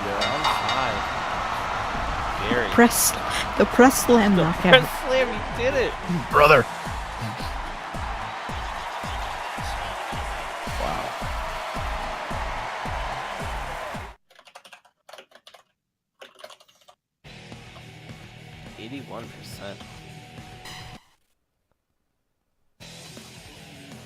Karate versus Gary. What does this mean? Gary was our first gruesome champion. So Gary's knows been around about the block. Absolutely. Gary's done some shit, man. He's seen some shit. sub button. Well, hopefully soon. With UFC 3, we'll have more time on the channel and we'll be able to unlock that stuff. From gleaning, from looking at the, we need to do stream one more day this month, and then we're good. Oh, good. Well, maybe we'll do that soon, baby.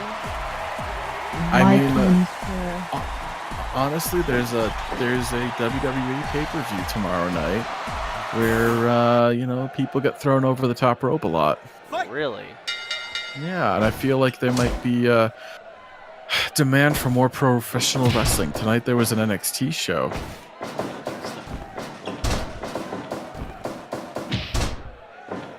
This is a good fight. Yeah, I mean, fight. both guys won in round 5. So they're not exactly fresh. Right, but Yeah. they both should be equally as tired. But we both know that karate does have a better gas tank. Like, he's gone. This man goes 5 rounds in kickboxing regularly. Yeah. And because Gary uses so much energy with his offense, too, you know?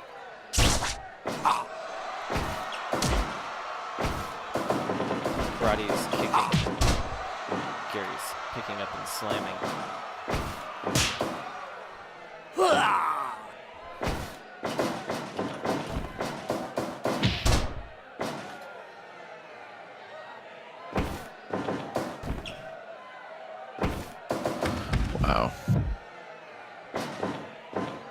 Karate going for a lot of the heart punches there. You gotta wonder if he knows something.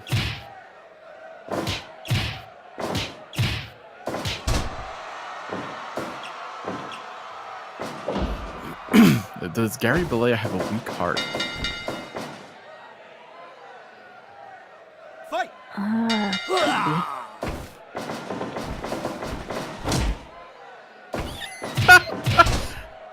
Let Lou, what are you doing? Let Lou's giving recipes in the chat right now. Jessica, I mean, aren't you working with him on a book called Nutrition?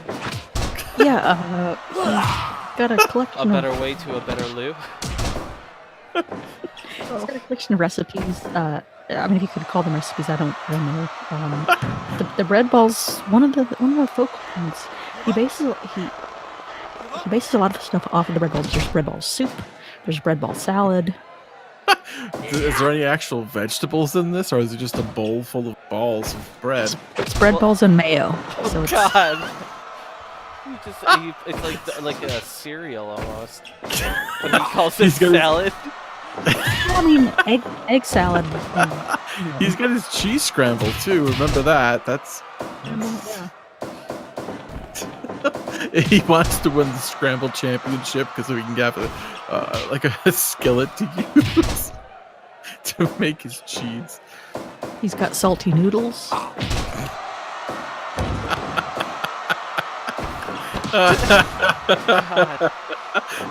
His cookbook is just gonna be like a leaflet. Like What is what is the recipe for salty noodles? So you get a pot of water, you put a bunch of salt in it, you put your noodles in there, you boil it, and then you just eat everything in there. Oh wow! Along with all the starchy water. Sometimes you can let it sit and kind of thicken up overnight into kind of something you can slice. You just slice a wedge of salty noodles. Oh no! we do not condone such terrible nutritional things, but I mean, if you want to die at a young age, you can definitely nutrition. 6. You know, we're talking about this, and we're talking. Let Lou, like, this is why you shouldn't be in charge of anything. Like, we're having a good fight here for what I don't know. I think we just start the SWA division back up again. Well, it's a combination of a. Karate never lost that title. All right. So he's just being more of a So the winner- badass right now. I don't know. I don't know what he's champion. doing. I think he might be 2-time champion if this happens. Wow. Jessica?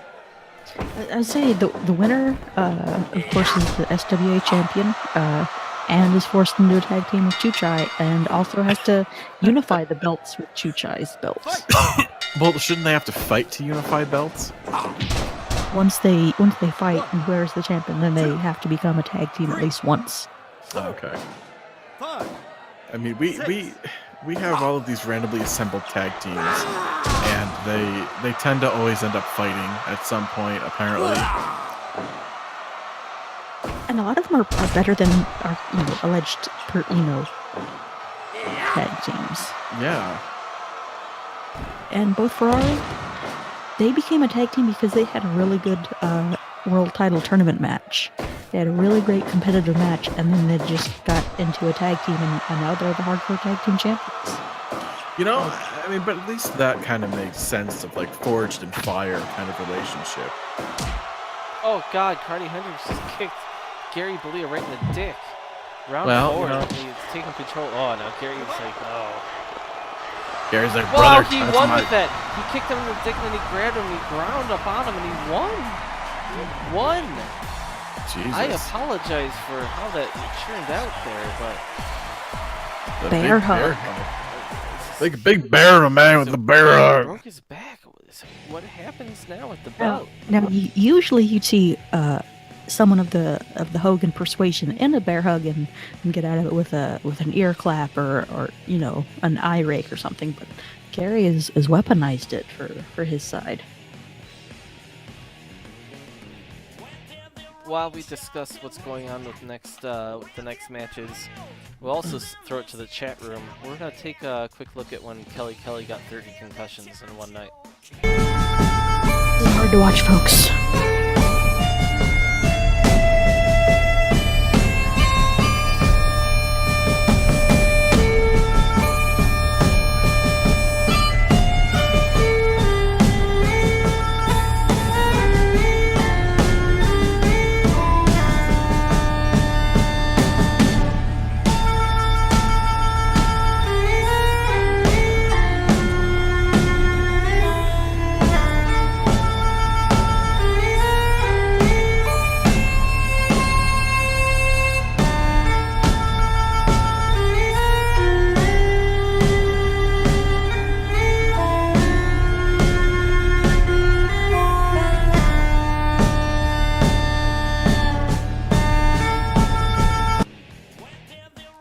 One of the most terrible things ever. Yeah, that's ridiculous. Truly ridiculous. I think that we're just gonna do a quick 4-man MMA one to call it a night. So we're just gonna figure that out, which is good because the MMA section of things kind of needs to figure itself out. So we're gonna do a quick 4-man tournament before going to bed.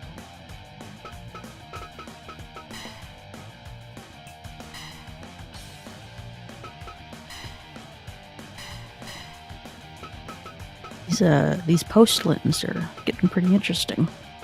I like it. Do you guys have any choices of who you want to see in this MMA tournament?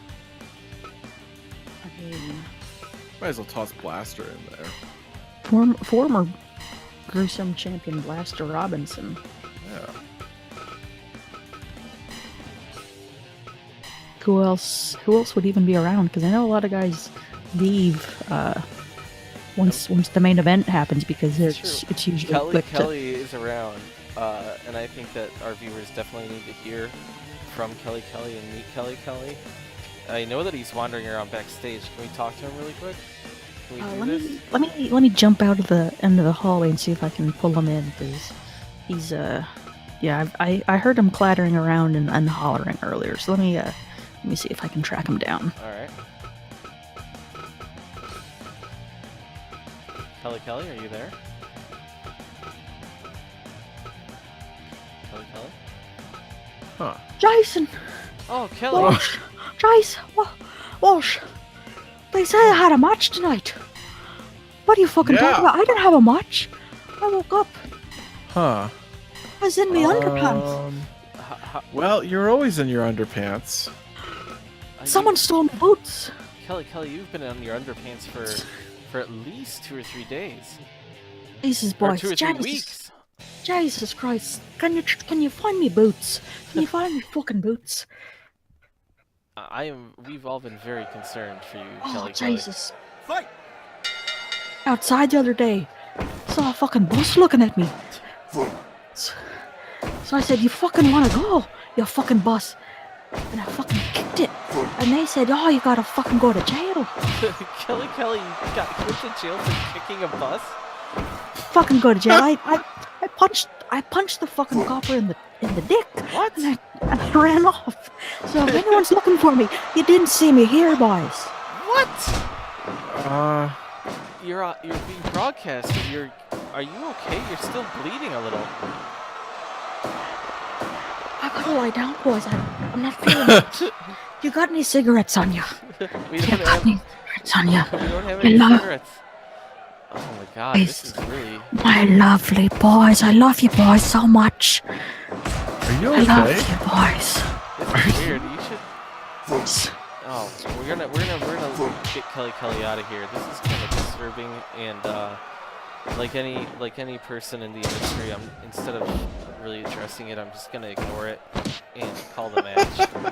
Holy shit, guys. I don't know if any of what he said was true. He's still not wearing clothes other than his underwear. I know earlier his guts were closed up, but he's bleeding again. He might have ran into something out in the hallway. I don't know. It's I'm looking out in the hallway and he's rummaging through something. I don't know what he's up to, but he fights in a few minutes here. While Front Reed, keep in mind here that Front Reed is a man with no nipples, and he also has no fear of getting into any type of rule set fight. He's doing a lot of hardcore fighting. Lester Robinson is a former champion here, who's now stuck in a guillotine. Jesus. This is a good fight, and Kelly's just being a madman. It's unfair. Oh god, Lester with the triangle. well, at least submission holds aren't 1,000% effective here, as we've seen in other organizations. It's true. Front Reed must have some bum knees here, wearing these knee pads. Yeah, what's with that? Did part of his knees get blown off or something? I've never seen that before. I don't, I mean, we've never seen him, I don't know. I mean, this is, we've never seen him without knee pads, I don't think.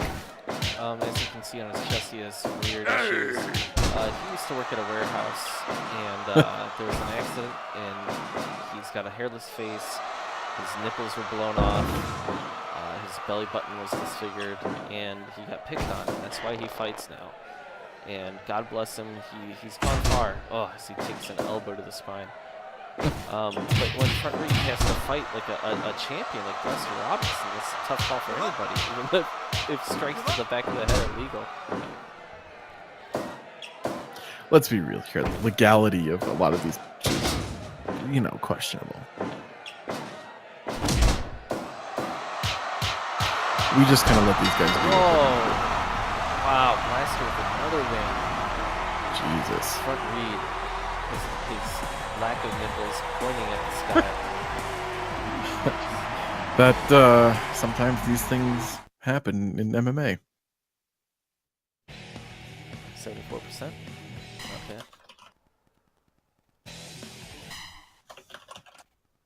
Kelly. Here he is. What the hell? Fight! Kelly is dressed up in slacks and a bow tie?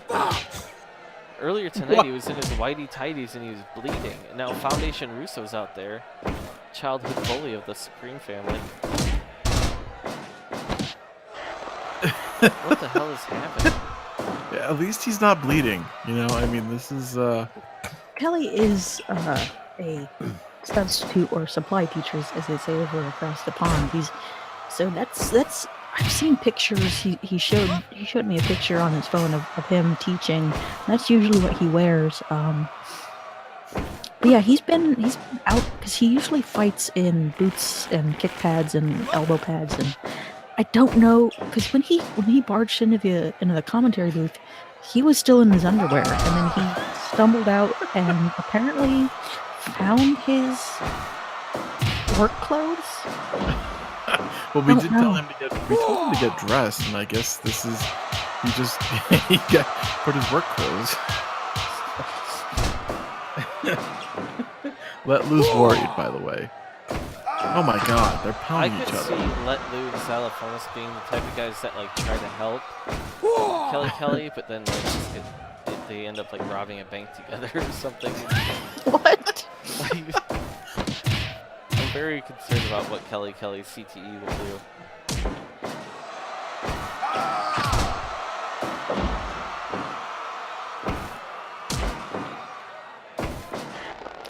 And meanwhile, Foundation Russo, he's got the size advantage with the elbow to the spine. He's got the experience advantage. Look at that heavy right hand. Kelly's skilled, but he is concussed. Meanwhile, Foundation is dangerous. Foundation's a dangerous fighter. He can knock out anyone. Kelly was not concussed. He also has a very weak and limited gas tank. He smokes cigarettes. He sometimes, I believe, eats cigarettes. He doesn't lead a healthy lifestyle. Yeah, eating cigarettes is not a healthy lifestyle. Sledding Bianca is still working tonight. Part of nutrition that covers cigarettes. Yeah. I don't know if Let Lou even has tried a cigarette in his life. He's got that childlike innocence. Oh, wow. Look at this. Foundation and Kelly are just going at it like fried Takayama. These guys, Oh.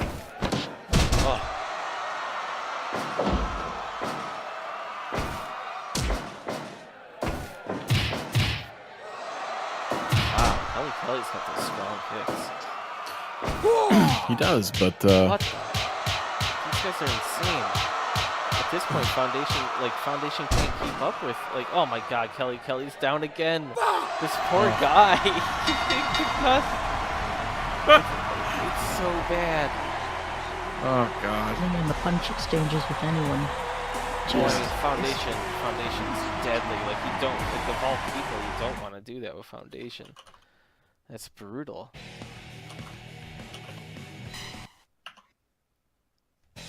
Absolutely brutal. Alright, so in the finals, Blaster Robinson and Foundation Russo. Fight! This is actually a hell of a fight. These are two big dudes that can knock each other out.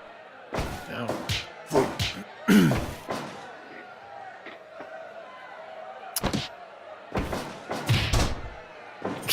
Kelly might be able to beat Philly Davis. Yeah, Kelly at some point will win a match. He's had one win in kickboxing over boxing Bianchi, honestly, which is kind of impressive. And he instantly got full of himself and demanded to fight a dinosaur because, quote, none of these bums is on my level. And then he went out and got severely concussed in his next contest. So it might be better off for everyone if he doesn't win and he can just. I guess not stay humble so much as just stop bothering people with ridiculous trash talk. Oh God, he's slamming him in the face, just controlling him at every angle. Foundation's fighting like a madman. He's inspired.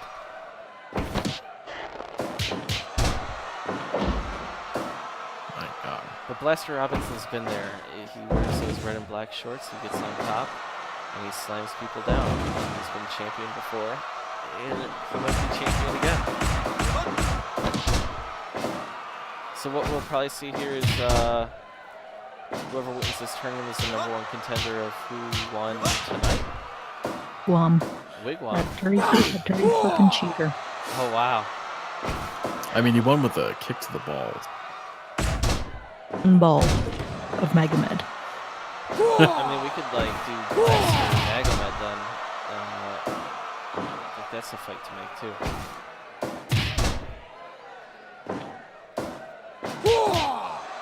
see a lot of sentons in MMA, which is a shame.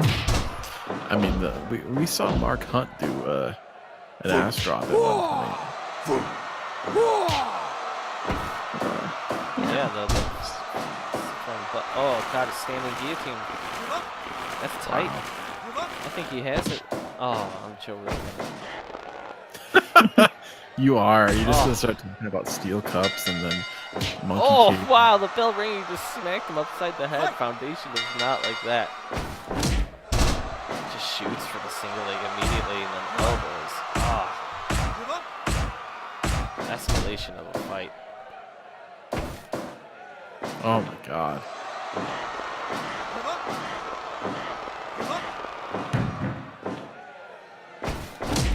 Oh. He's really trying to stretch him out here. You know, it's almost like he's an uncle.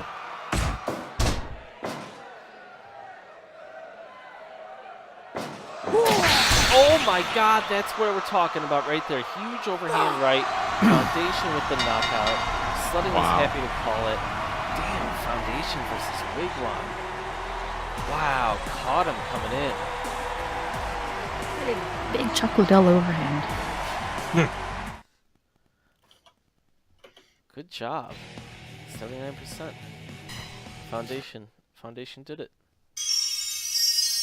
Wow. So in the postlands, we get a hardcore title change. We get a new tag team. We have a new SWA champ. We have a #1 MMA contender. And you know what? That's because we deliver. We deliver here on SCFL. Wow. Yeah, I'm tired. We all are. We're working through this. And it's because we appreciate you viewers so much. And we love Lisa so much.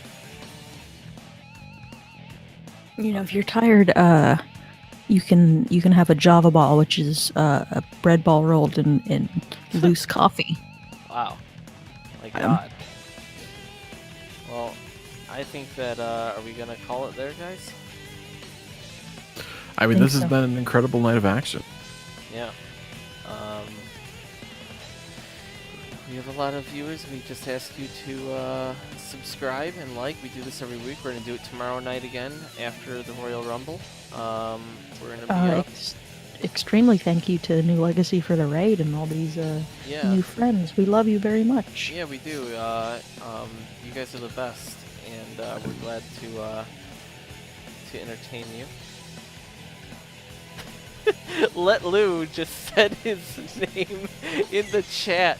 I'm not sure what that accomplishes, Let. What are you doing, Let Lou? Go home. Go to thanks so much. Please subscribe. Check out our website. Enjoy it. Enjoy the fun times. We do this a lot. Murph, we love you so much. Murph, give us a quick star rating on the entire show. Murph is our resident Vixens fan. Resident Vixens fan. Wow. I don't know if anybody wants that kind of responsibility. I don't know. That's a big responsibility. Yeah, but we get over it for Deadspin. I mean, keep in mind that we have the hardcore champions who tried to get Naveen Andrews' attention one time. They retained tonight. We saw a lot of stuff. They retained the picture of Public Enemy. Cult was there. Masked Bicyclist got his revenge. A lot of stuff happened. Ichabod got screwed over. Finally, he lost. Raul broke his arm. Raul broke his arm. He can no longer. He got it broken. Yeah. He got it broken. Yeah, it was. Yeah. A new Scramble champion was crowned. 3-time Scramble champion. 3-time. A lot of stuff happened tonight. We love you so much. 4 stars from Murph. It's quite an event. Yeah. God bless you. Bye, Jessica. Bye, Walsh. Wow. Good night. We love you all. Thank you, everybody.